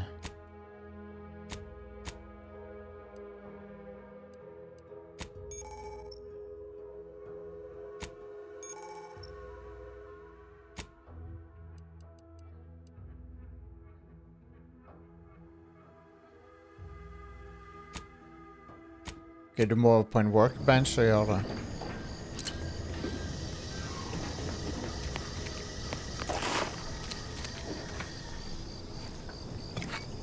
Det var den dingsen sikkert jeg fant nå. Kan Niles fikse sånne ting, ja? Can't get that Andy's Choice jingle out of my head. Hey, if I start humming it, you do what you gotta. Anyway, need something, Commander? Så her, ja. Sure. Always happy to tool around for a bit. What did you have in mind?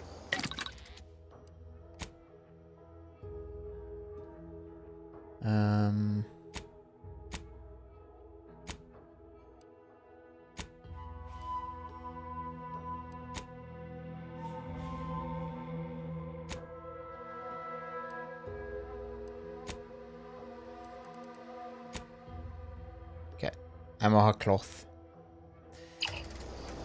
I ain't got the ingredients. Det går bra.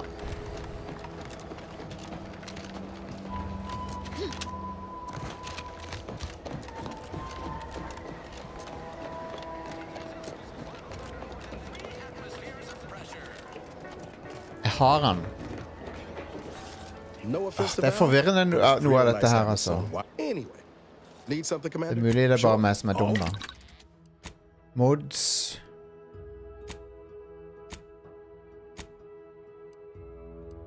Armor.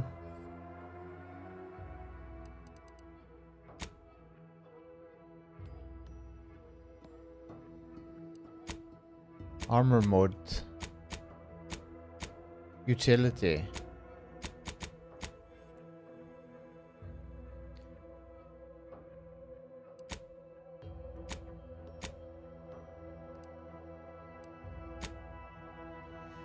Ja, ok, så han er til helmet. Det bare ga ikke mening for meg at mer weapon slot var hjelmmod.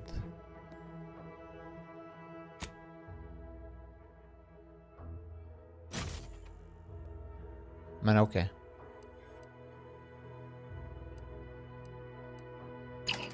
Da har jeg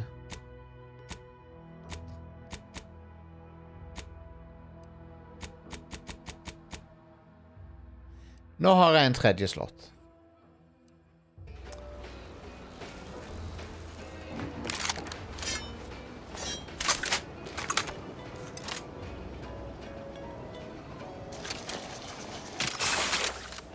Whoops. Nobody around. Skal vi se. Er det et sånt weapon wheel?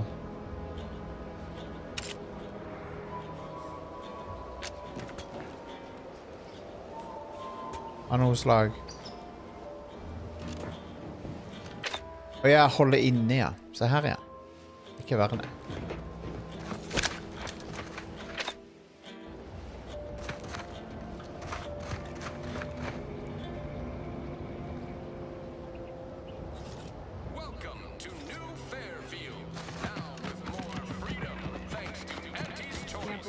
Hostilities are at a standstill.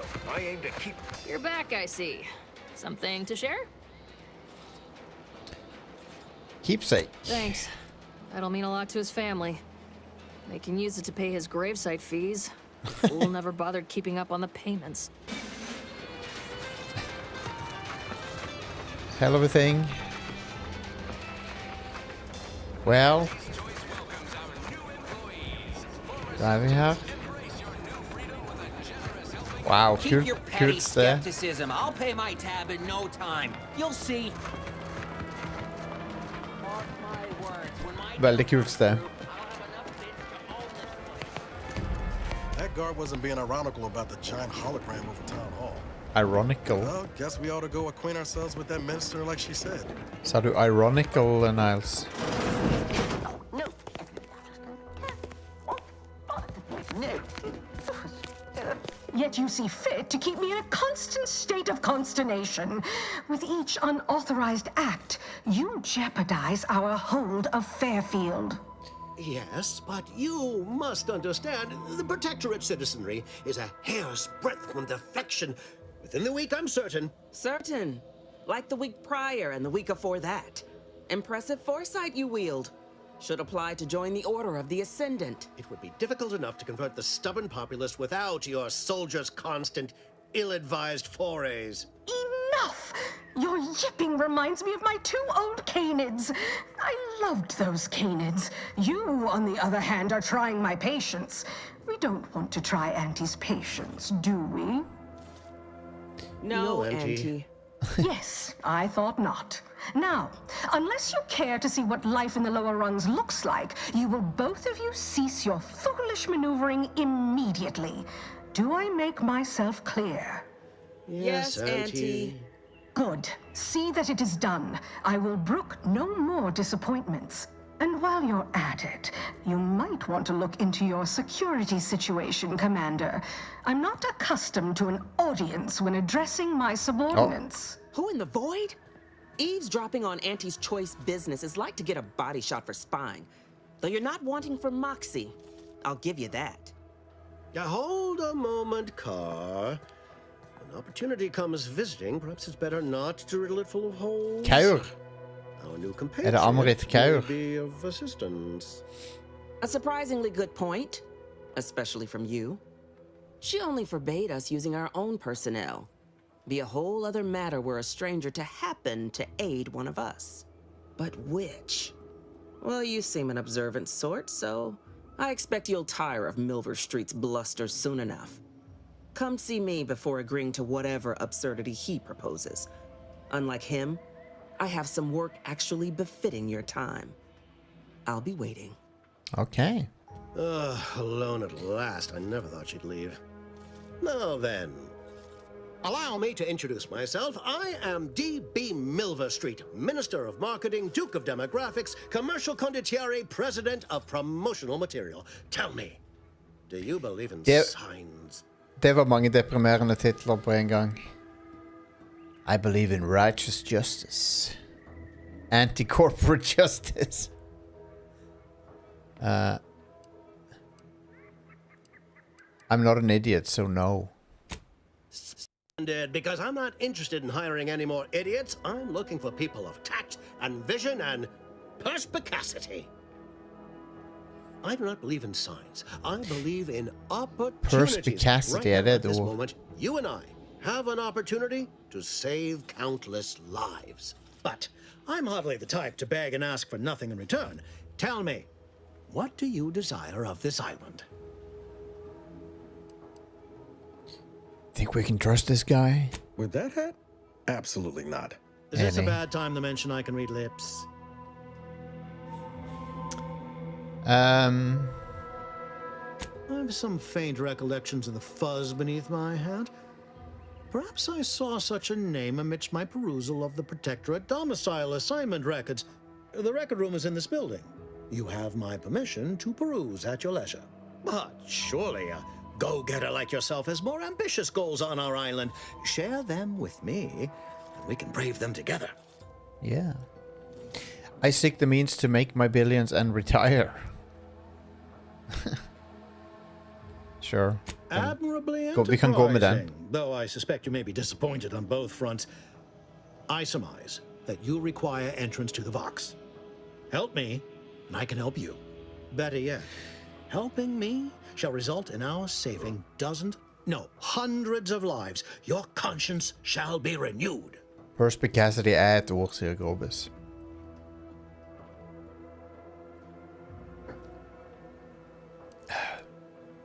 Nice sales Can't blame a body pitch. for wanting to practice, can you?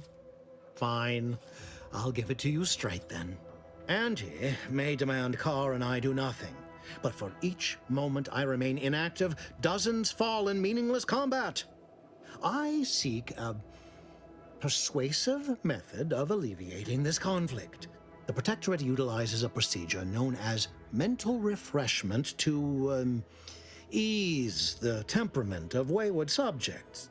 The Ministry of Accuracy contains vital information about the process and where it is performed.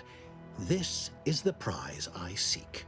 I previously sent a grafted soldier, Trooper Sealong, to retrieve said information, but I have not heard from her in some time. Consequently, I must presume the worst.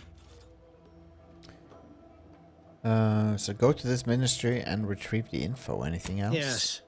One additional word of warning. The good Commander Carr shall not take kindly to your working with me, though that is a bridge most worth burning in my estimate. An opportunity to attain my goals and stick my finger in Babylon's eye? Today's as grand as when I led in the performance department showing of Life of a Salesman. Find your way to the Ministry of Accuracy. And if Trooper Sealong is still alive, do send her back here to debrief. She's still contracted to us after all. Okay. Watch out for that Auntie Cleo. I know she don't look it, but she's more dangerous than she seems. Even the whole of Spacer's Choice couldn't outmaneuver her.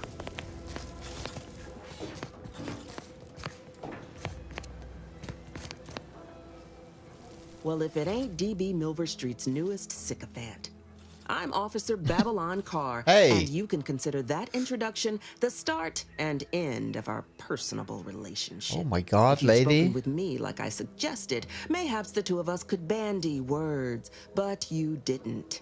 And taking sides with Milver Street means... Jeg visste ikke at jeg hadde I got sjanse til å snakke med no begge use før jeg for tok et you. valg da. Men whatever.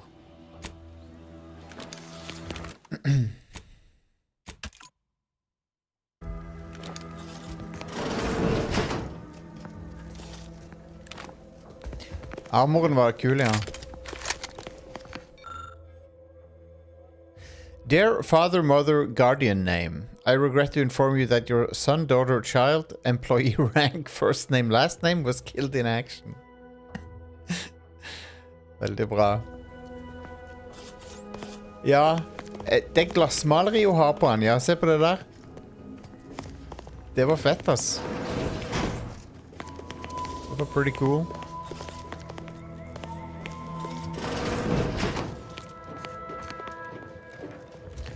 Ja. Det er noe jeg må... Det er noe jeg må ha her. What is it? Make it quick, yeah? Men hva?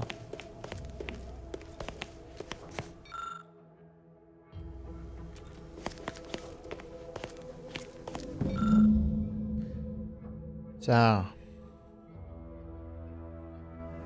Okay.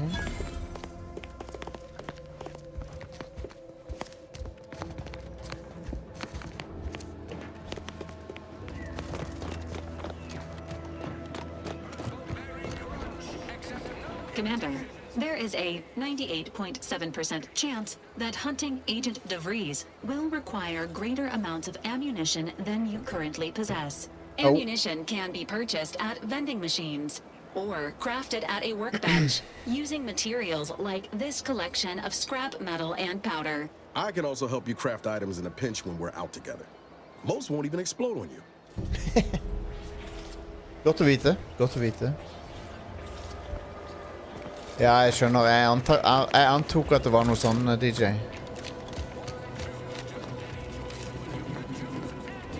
Hva er det som skjer her? Er vi i Borderlands, eller?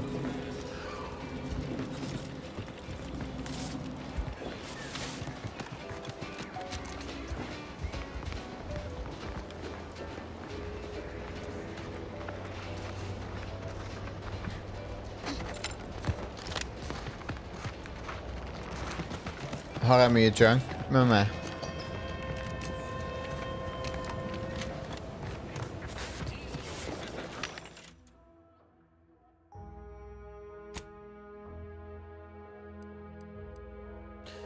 Vent, jeg må bare sjekke at jeg har equippet de tingene jeg burde equippe. Agent armor, agent helmet. Ja.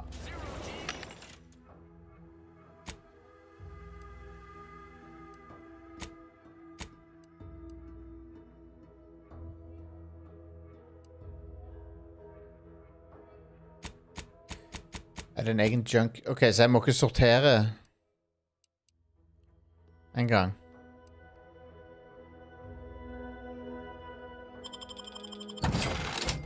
Sånn.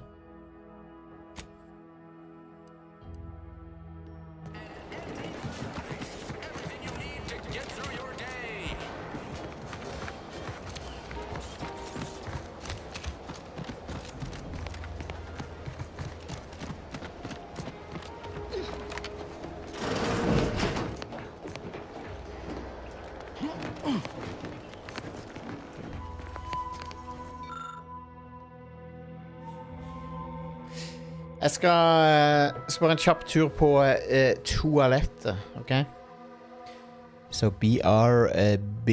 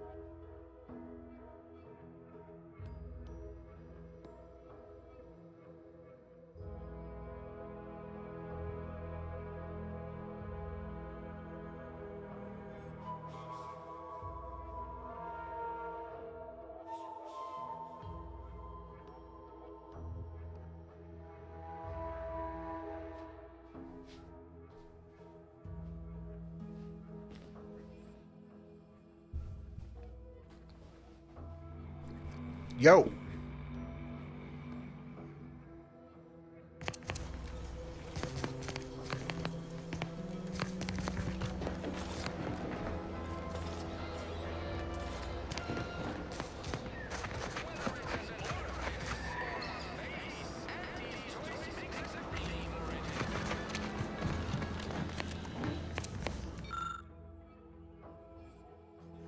Skal vi nå? Journal.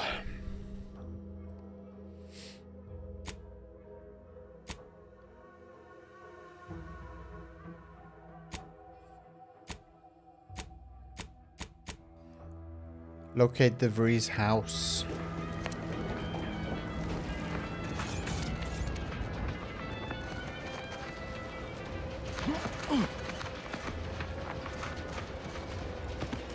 Ja, ok, så jeg må bare løpe rundt i... Jeg antar dette ikke er hennes hus. Må jeg liksom bare...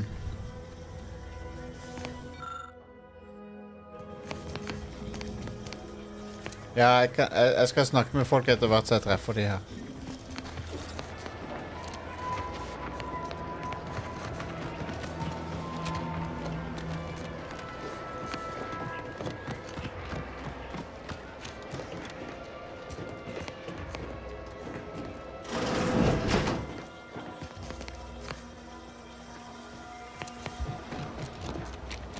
Skjulte paneler. Wait. Nope. Just taro excrement. Heavens, Auntie, you scared the living daylights out of me. Shouldn't sneak up on a man like that. Good way to earn a bullet betwixt the eyes. You know, you might be right. I'm reliably certain I did not want to find out. Guess I should apologize for all that hullabaloo before. Just mistook you for another unfleshly manifestation. Jeg må si at den armoren der, jeg har ikke sett den stilen før. Jeg har ikke sett den glassmaleri-armoren før. Det var ganske kult. I know how it sounds, like I'm a few crabbles short of a hurt, but just hear me out. It all started the other night. Saw a personage leaving the greenhouse late. Figured it for Emily, but when I asked her about it, she didn't know what I was talking about. Happened again the next night. Gave chase that time, but lost him hereabouts. I turned a corner and they'd up and vanished. I've knocked on doors, peeped a few windows, respectfully, mind you. And I ain't spied anything more exciting than a chair. But then, a being of pure information probably wouldn't linger on this plane any longer than necessary. Too tiresome, would be my guess.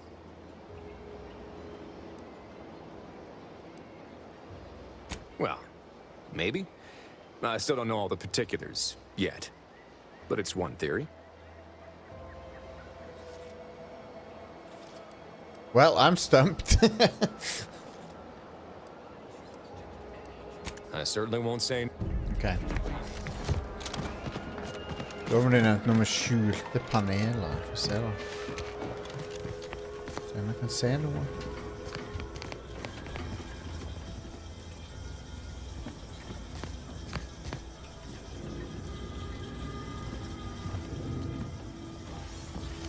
Keep in mind at jeg er...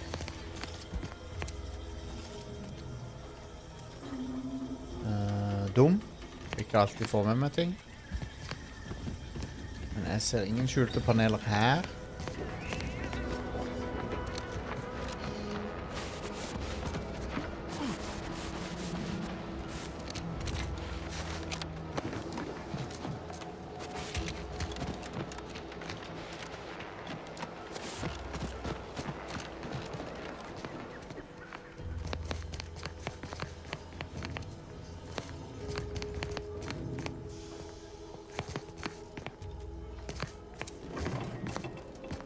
Bridge. Initializing socialization. How may this unit assist you, Commander? Initializing socialization. Kan jeg se beina mine? Nei.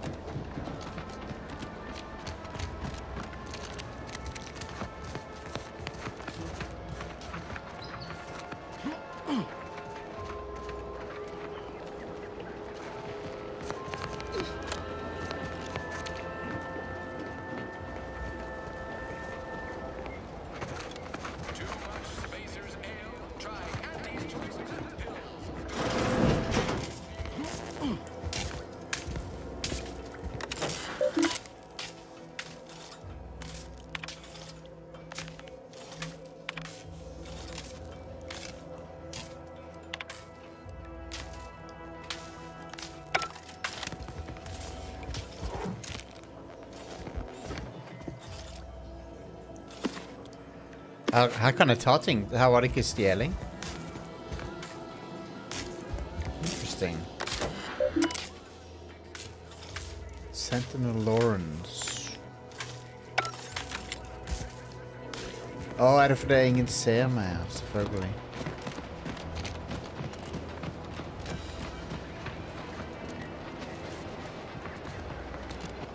This paradigm thing you people are always going on about. Does it really improve your life?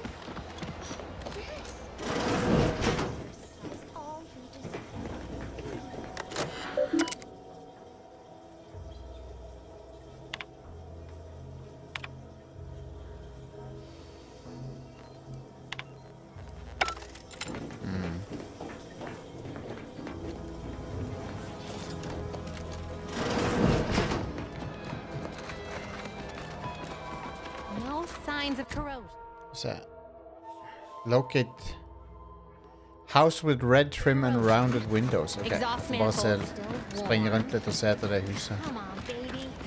I can't help you if you don't tell me what's wrong. Red trim. Der det. Men det er ikke et hus.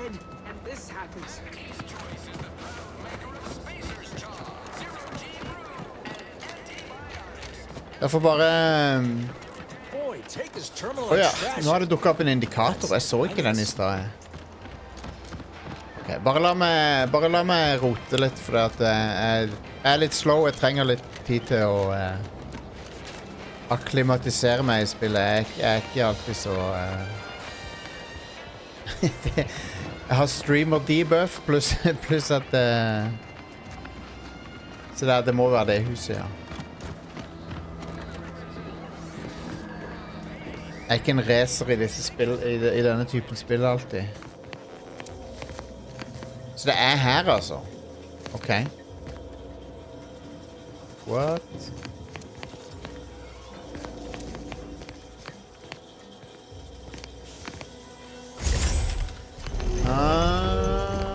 Men der var vi, vet du. Debris tracker appears to have been surgically removed and submerged in liquid. Okay.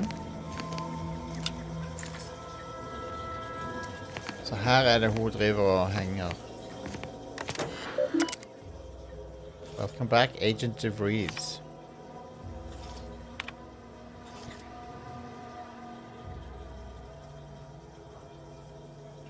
Okay. My cover story has worked. I am safely ensconced at the Vox station, assigned to the lowly Information Input and Retrieval Department. Seems a colony so certain of its absolute control over its subjects can be less than rigorous when it comes to security. I was able to easily widen out a space behind the walls of the main control room to establish my safe room, giving me unfettered access to the communication transfer conduits. I have hacked into their system downstream from the security protocols, so I am able to infiltrate their entire system with them being none the wiser. While I have little doubt as to the success of our mission, trepidation still gnaws at me. Though I cannot say why. Perhaps it is simply the normal mission commencement jitters. I thought my duties complete. Information gathered, reports filed, preparations made. I'd even created a fictitious identity and work transfer to Horizon Point Station well ahead of schedule, in order to keep anyone from tracking my movements upon commencing the mission. All that was left was the waiting. Or so I thought. Then, troubling information came to light. I've seen the numbers. I've seen the equations. While I don't understand all of it, I understand enough to know it is the truth. And I am the only one in a position to act upon it. Though it means the betrayal of my team and the duty I swore to uphold. But can I? Interesting. I did it. Ja, Dominic, du bruker Duke Nukem 3D-metoden. Eller Quake-metoden. Gå langs veggen og trykke. I had prepared no alibi and so felt assured my ruse would be discovered and I'd not have to carry this burden. But the complete gullibility of the Protectorate subjects cannot be underestimated, it seems. My threadbare excuse of my grievous wounds as pitchball injuries was accepted without question. I can only keep telling myself it had to be done. Something which becomes harder by the day as the rift anomaly grows in the sky. Yeah, you But done it was fucked up. all part of the plan. Wasn't it? I can't believe this. Void me if I understand any of this. DeVries sold us out for what? Because of a few equations? Some dots and lines on a graph? Good fucking law. I mean, she wasn't a damn scientist. She said it herself. She didn't understand all of it, the math. So what was she thinking? It's all a little strange to me. Even-tempered about this. I know you didn't know her like I did. Like I thought I did, but she betrayed us. She killed our friends, Commander. Damn it! I never wanted to talk about this. I wanted to just leave it alone. Told myself, no point in judging up the past. Oh. Should have known he wouldn't rest. DeVries may have saved me on Triangular, but I wasn't the only one looked up to her. Lots of the other recruits talked about her too, back at the academy. Hmm. We all thought she was the pinnacle of what an agent should be. Tough, smart, ain't a job she couldn't get done. And better and faster than everyone else. Inspired all of us.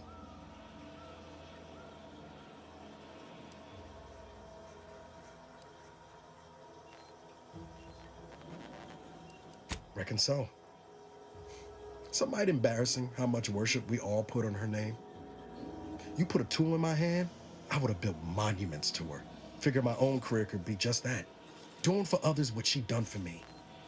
Never imagined I'd actually get to work with her. Me, some nobody from Triangular. And then she betrayed us. Tried telling myself it was an accident, but now we've got the cold, hard proof it wasn't. Law only knows why she trusted the Order's numbers. The Order. What exactly is the Order? The Order of the Ascent is just another sect of the Order of Scientific Inquiry. The grand plan and all that used to be part of the Protectorate before their big falling out. Believe they can predict the future or some such, but nice plan-abiding folks don't kill for the betterment of their cause. I can't believe the Order plotted our murder. But 10 years ago, I would have said the same about DeVries.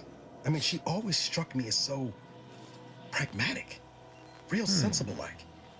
Never figured she'd go all in on predictions from a bunch of monks.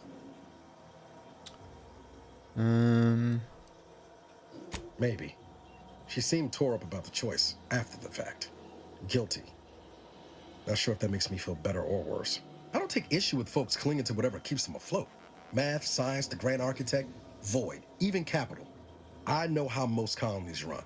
But when those beliefs start to require hurting others, even killing them, that's worth questioning their virtue.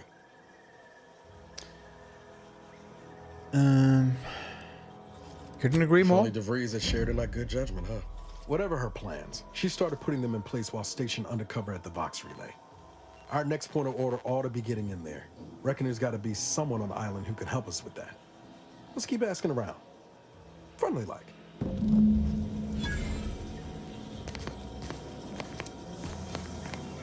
Okay. Oi, SDR. Fuck. Oh well.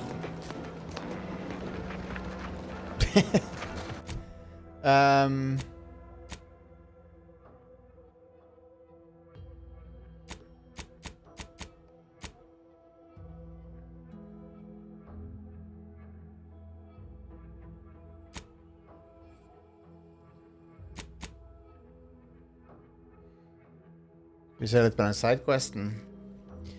Minister D.B. Milverstreet of Fairfield has asked you to visit the Ministry of Accuracy and locate information on a protectorate procedure known as mental refreshment.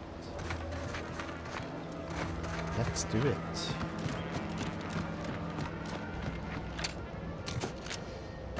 Minner meg litt om Borderlands, sånn som det ser ut. Ikke grafiske stilen. Hei. That's the third drone in as many days. Where are the void damn things coming from? The void damn things. Not one of ours. Belonged to the Protectorate. Of course, we could have staunched the flow of drones by now if Officer Carr dispatched another patrol, as I requested, but no such luck. I will grind their gears beneath my Now boots. that's the sort of initiative I've been missing around here. Take a gander at the bounty terminal, just left of the constabulary. You know, stranger, you seem more than qualified to finish off the drones. For a freelancer, that is. Find that bounty terminal, blast some drones, and show the Protectorate who's boss. Ideally in that order. Bounty terminal.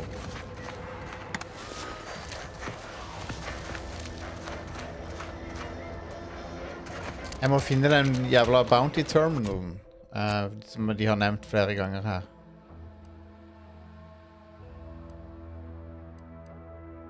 Er det en vending machine?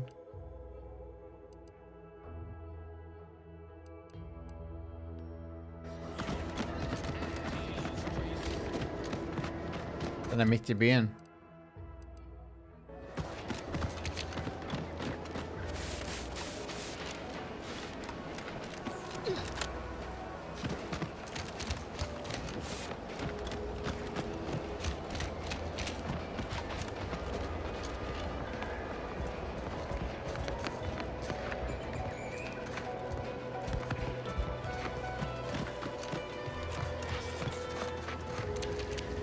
Her inne. Jeg finner han altså, jeg må bare lette litt.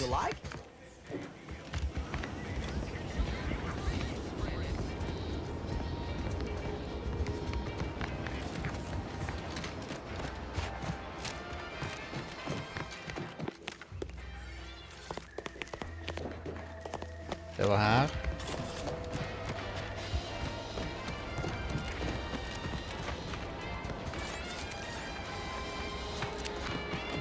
Don't go into that cheap saloon if you got a lick of gumption. They got no tolerance for it. Why do you think I'm out here? Has nothing to do with my current and very temporary shortage of funds. Det må være der som det er masse... Jeg så han, ja. Ok, kongen. Han var ikke så lett å identifisere. Alright, ok, der han fyrer snart. Ok, vi ser. Det var ikke så lett å finne han akkurat. Er dette bounty board? Der var han, ja. Hva er min bounty? Jeg har ingen bounty. Local bounties, drone swarm.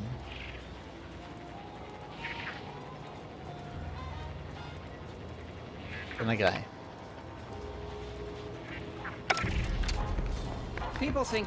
Da har jeg sikkert fått den. Drones of Doom. Let's do it. Let's go.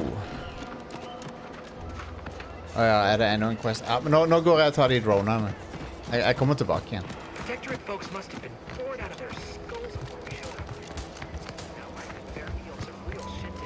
Jeg har det med å misse quests. Jeg er veldig dårlig til å få med meg alt av og til.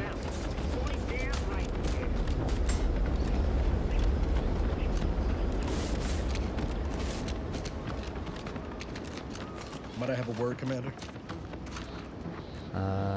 Nei, ikke nå, Niles. Ok, da.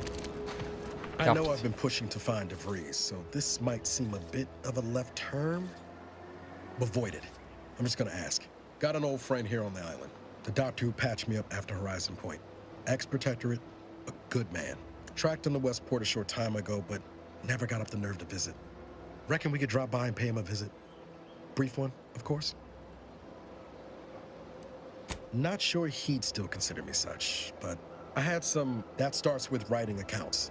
This friend of mine, Zebulon Tran, I let him down. And I've been... Don't much help to stay mired in it, neither. I think this will help me move forward. If you're sure, After yes. I recovered from Horizon Point. Too small. I had my orders. I was to stay low. Couldn't let the Protectorate catch wind of an Earth Directorate agent in its midst. But Zed, I agree. We worked often than not. Our help only made targets of the... Well, only later I learned Zed... Ok, dette var sikkert viktigere enn... Jeg får snakke med han senere, fuck it. Vi kan ikke få med oss alt på denne streamen her.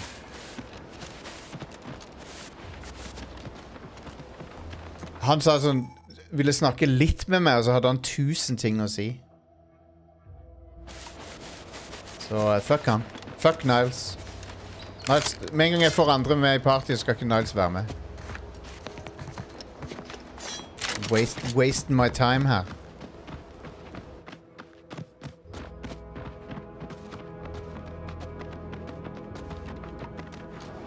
Ja, you heard me, Grobis.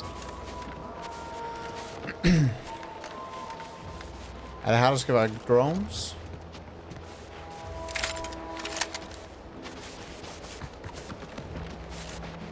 Jeg ba han ikke om å gjøre det. Jeg ba han ikke om å lete etter meg i 10 år. Her er det noen dronies.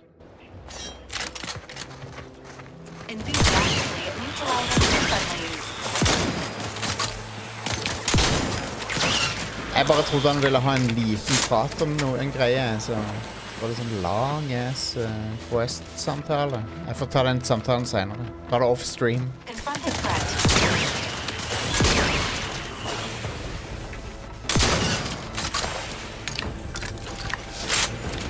Han trauma-dumpa, ja, han gjorde det.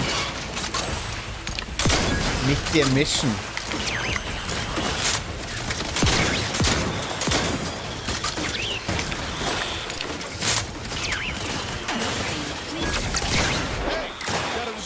For you over here. All in the head. Flere.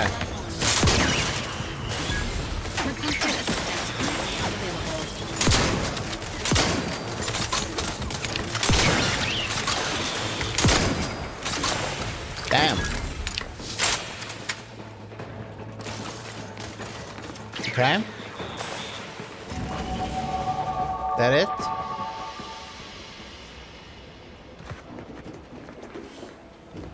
Hvor var det?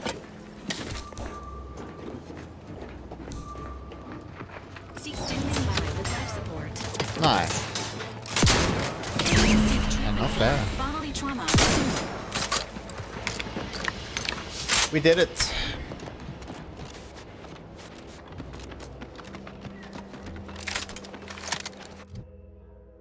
Skal vi se. Hva hvis vi tar en... guns og en...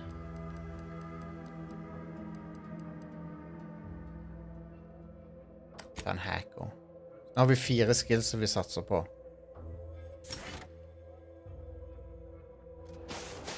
Hvor mener du, Mr. Boomlake?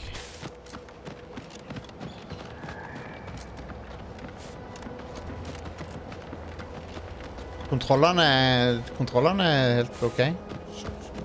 Det er rollespill, liksom. Det er ikke...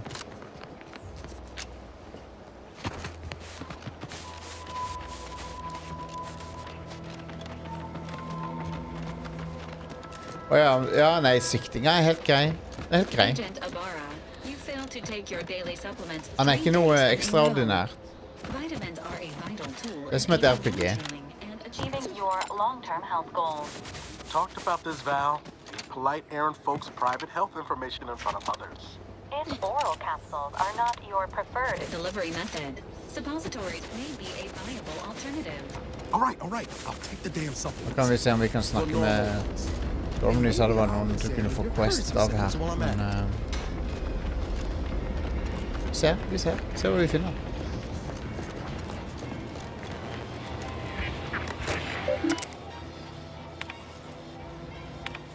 Turn in drone swarm bounty. Så der. Pretty cool. Swear, I almost had it this time. Everything all lined up. Easy mark, guaranteed moneymaker, favorable terms. Practically the recipe for success. Look like you've had your share of troubles. Mange quests, Ever had the perfect opportunity just slip through your fingers? My last mission left a rift in space. You caught that, huh? Perceptive sort. I'm having what some would call an existential crisis here, meaning the success of my existence is presently hanging in the Hva balance. som skjer I med had just the thing to get me a fast-track promotion to motevalget til han lower her middle fyren? management.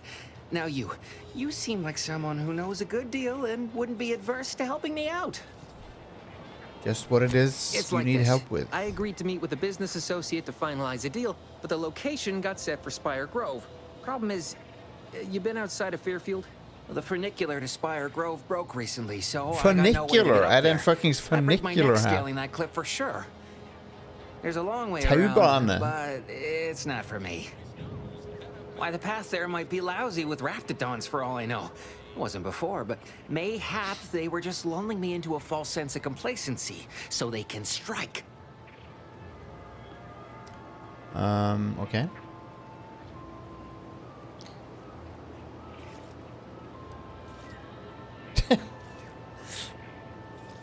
While exploring facilities to the north, my partner unearthed a heretofore unexploited advanced protectorate technology.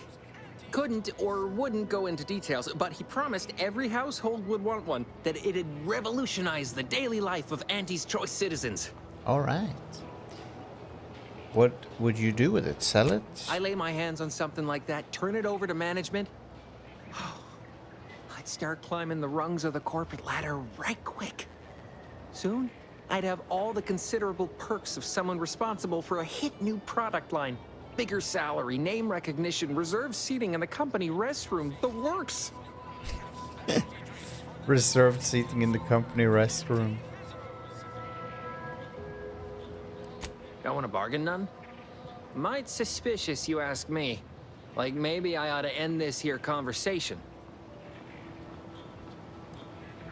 Commerce is our way. The exchange of products and services allow for straightforward, comprehensible motivation. So let's just stick to that, shall we? I have a few bits I can offer you. Not much, but if it turns out a roaring success like it ought to, and I get a fat promotion, I promise I'll see you're taken care of later. Okay. Splendid. Go parlay with Jackson Plum up at Spire Grove. It's some kind of agricultural harvesting encampment southwest of here, near a mess of them rocky spires. He'll provide the agreed-upon schematics.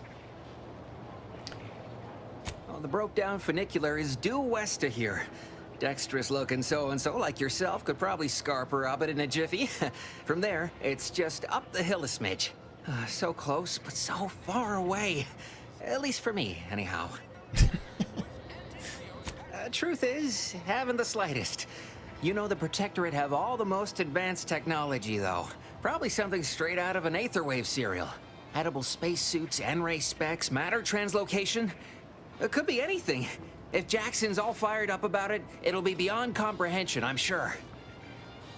Consider it done. Don't let me... Right. Hvor han her? Skal vi høre med han igjen? Is it me, or has my ankle been squeaking? Anyway. Need something, Commander? Much appreciated, Commander. Promise, I won't be making a habit of pulling skeletons vi fikk out of ikke my en repeat av det han on the sa. east side of the island. I tracked Zeb to somewhere on its outskirts, but never got up the nerve to Vi visit. får se på journalen der hva han We all pratet om. start there.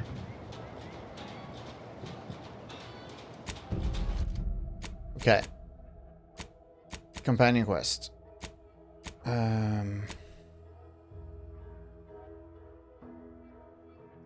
Så det er bare en doktor som redder livet hans.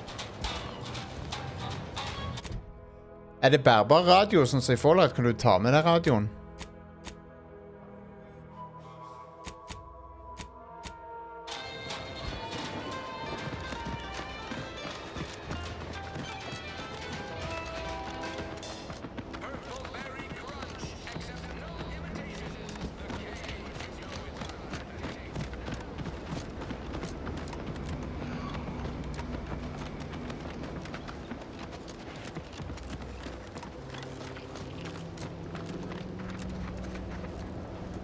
Så her er den... ja, funicular er ikke taubane. Det er sånn der... Jeg husker ikke hva det heter på norsk. Sånn skråheis.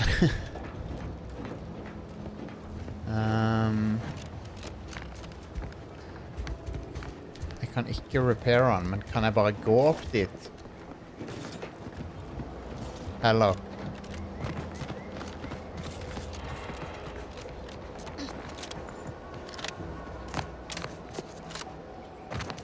Nei.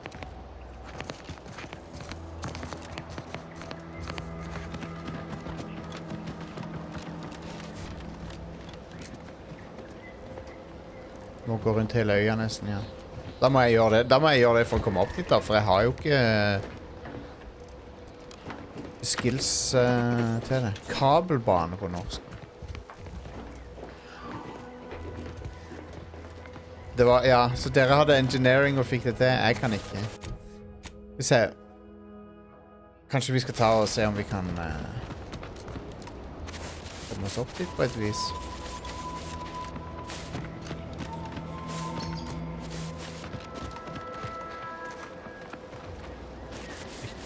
Ikke her, men... Stor er denne øya her?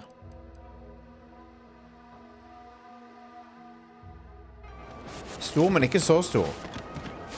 Vi prøver å springe rundt. Nå er jeg litt nysgjerrig.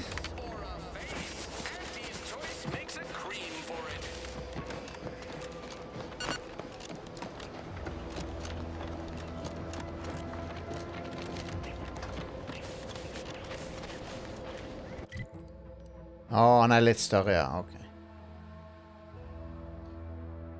Men er vi...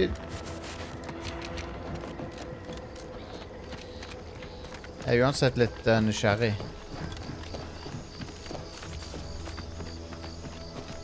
Så her ser det ut som vi er på rett vei opp her, da. Ok, det er enda større, ja. Ja, se her, ja. Så det er litt size.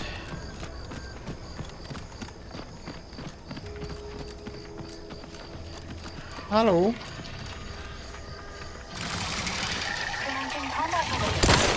Nei!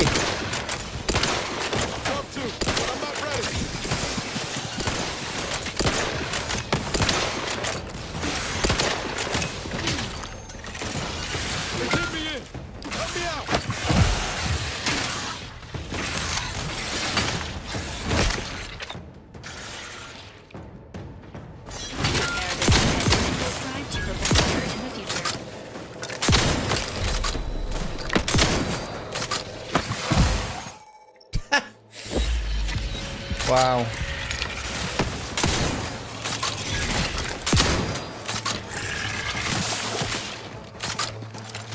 Nå har jeg ikke den... God damn it. Nå hadde jeg ikke den slow-mo-devicen. Jeg må tydeligvis huske på å bytte. Jeg hadde bare den syregreia.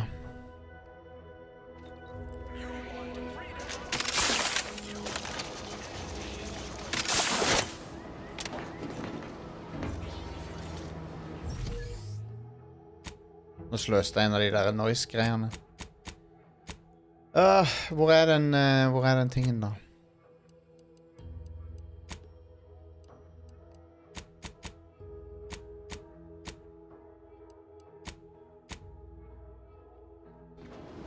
Wheel. Så der, ja. Sånn er det. Nei, men jeg kommer meg ikke opp dit. Fuck den der funicular-questen. Jeg får heller ta den senere når jeg naturlig kommer opp der. Jeg tror det er bedre. Jeg har ikke sjans.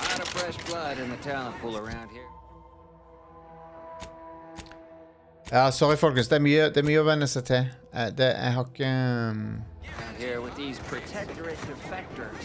Jeg har ikke spilt det så mye. Som dere vet. Så det er noen ting som jeg ikke er vant med. Til og med lenge siden jeg har spilt Fallout også.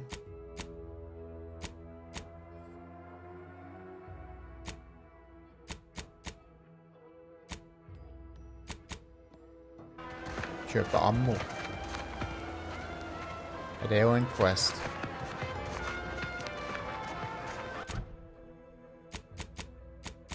Vi kan se om vi kan ta den heller. Companion quest.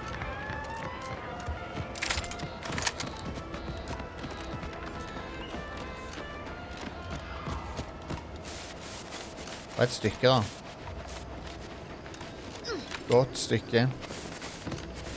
Ask them defectors if they miss anything about protectorate life. 10 bits, they said community. Yep.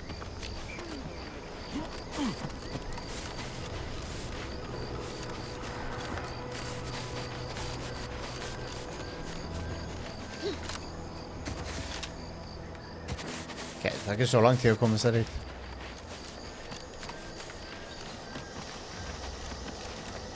This stretch runs between Fairfield and the Eastern Forward Operating Base. North of here is an old abandoned chapel. Dang, I ought to be charging for information. Se hvor langt vi har gått nå.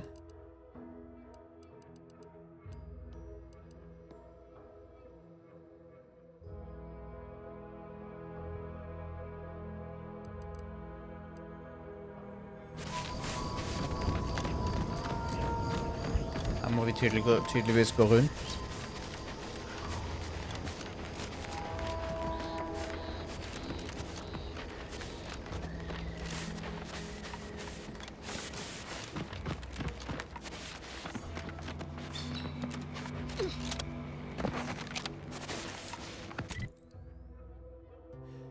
Hei, så det er radio.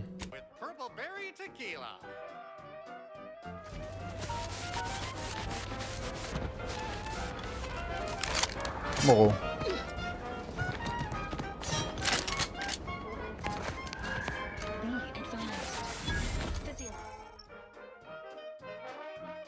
Skull enemies er farlige, ja.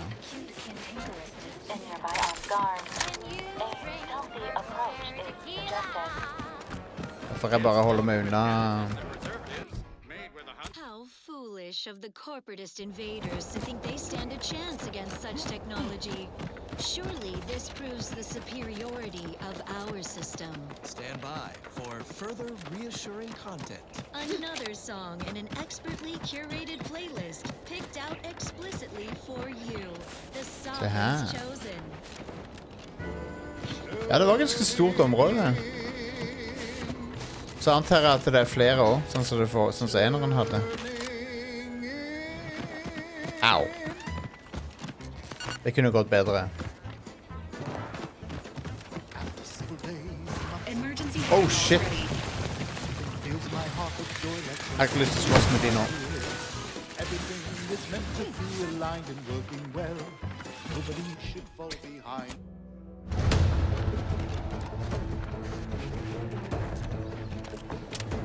Se her.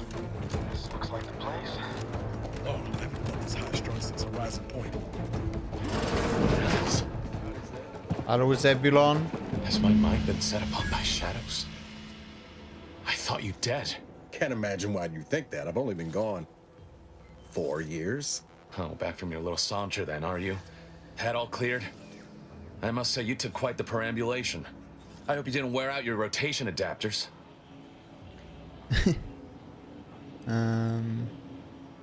Your attitude could use some work. And who precisely are you? Another Earth Directorate cast-off?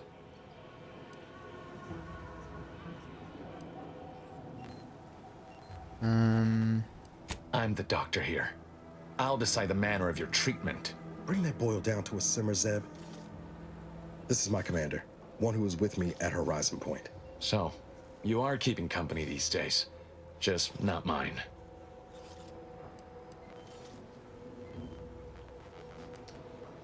Any wonder why? You're kind of an ass. Hang fire, Commander. Nope. Look, I'm not just here to gas you up with empty apologies. I want to set things right between us. Oh, now you want to help. Where were you when the war happened? Or when I was being carted off to mental refreshment? Where were you when I actually needed you? So, I know I let you down before, but give me a chance to earn back your trust. There must be something I can lend you a hand with. I know you haven't given up the fight. I haven't the time to patch your bleeding conscience, Niles. I'm in a situation that demands my full attention. It's Baines. My team's been caught. Pharaoh and March are dead. Protectorate are holding the rest for interrogation.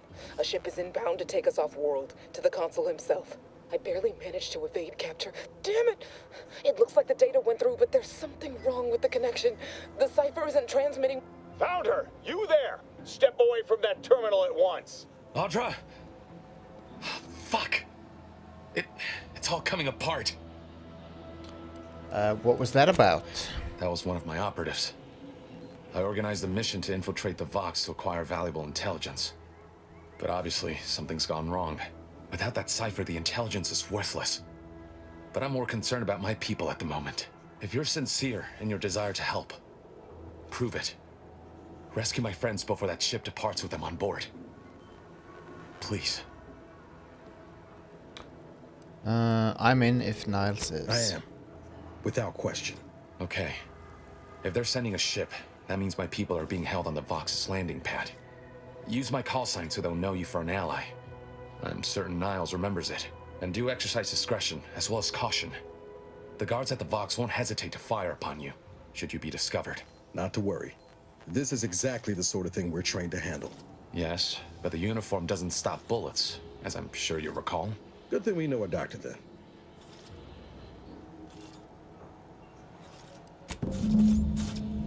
Okay.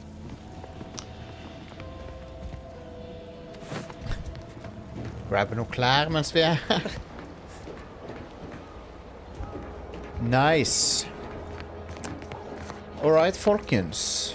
Da begynner vi å krype opp mot 3 timer. 2 timer og 3 kvarter. Så jeg tror jeg må gi meg for i dag, for jeg har litt ting jeg må fikse i dag. Men det var kjekt at jeg tunet inn, og dette spillet virker kult. Skal definitivt fortsette å spille det. Virker så Obsidian har klart å få til noe bra her med å forbedre på eneren, og det virker mye mer slik og mye mer selvsikkert enn det eneren gjorde, synes jeg. Veldig positivt førsteinntrykk. Og ja, det er nok et spill du må ta deg god tid med, ja, nyte storyen og sånn. Det skal jeg gjøre. Det skal jeg definitivt gjøre. Det skal jeg fortsette med. Det var veldig kult. Jeg likte det. Jeg trodde jeg ville like det også, men jeg likte det kjempegodt. Eneren var jeg litt sånn der lunken på, men dette her virker bedre. For sure. Men jeg tror personlig så tror jeg lurer på om jeg skal skru ned combaten på letteste, for at combaten er ikke det som er appellen for meg. Jeg har ikke lyst til å dø masse. men jeg har veldig lyst til å oppleve storyen. Good stuff. Tusen takk for at dere hang. Vi snakkes på podcasten. Dormany, du spiller på story, ja. Jeg lurer på om jeg skal gjøre det også, faktisk. Ok, men vi snakkes, folkens. Tusen takk for nå, og så ses vi igjen snart. Ha det bra, alle sammen.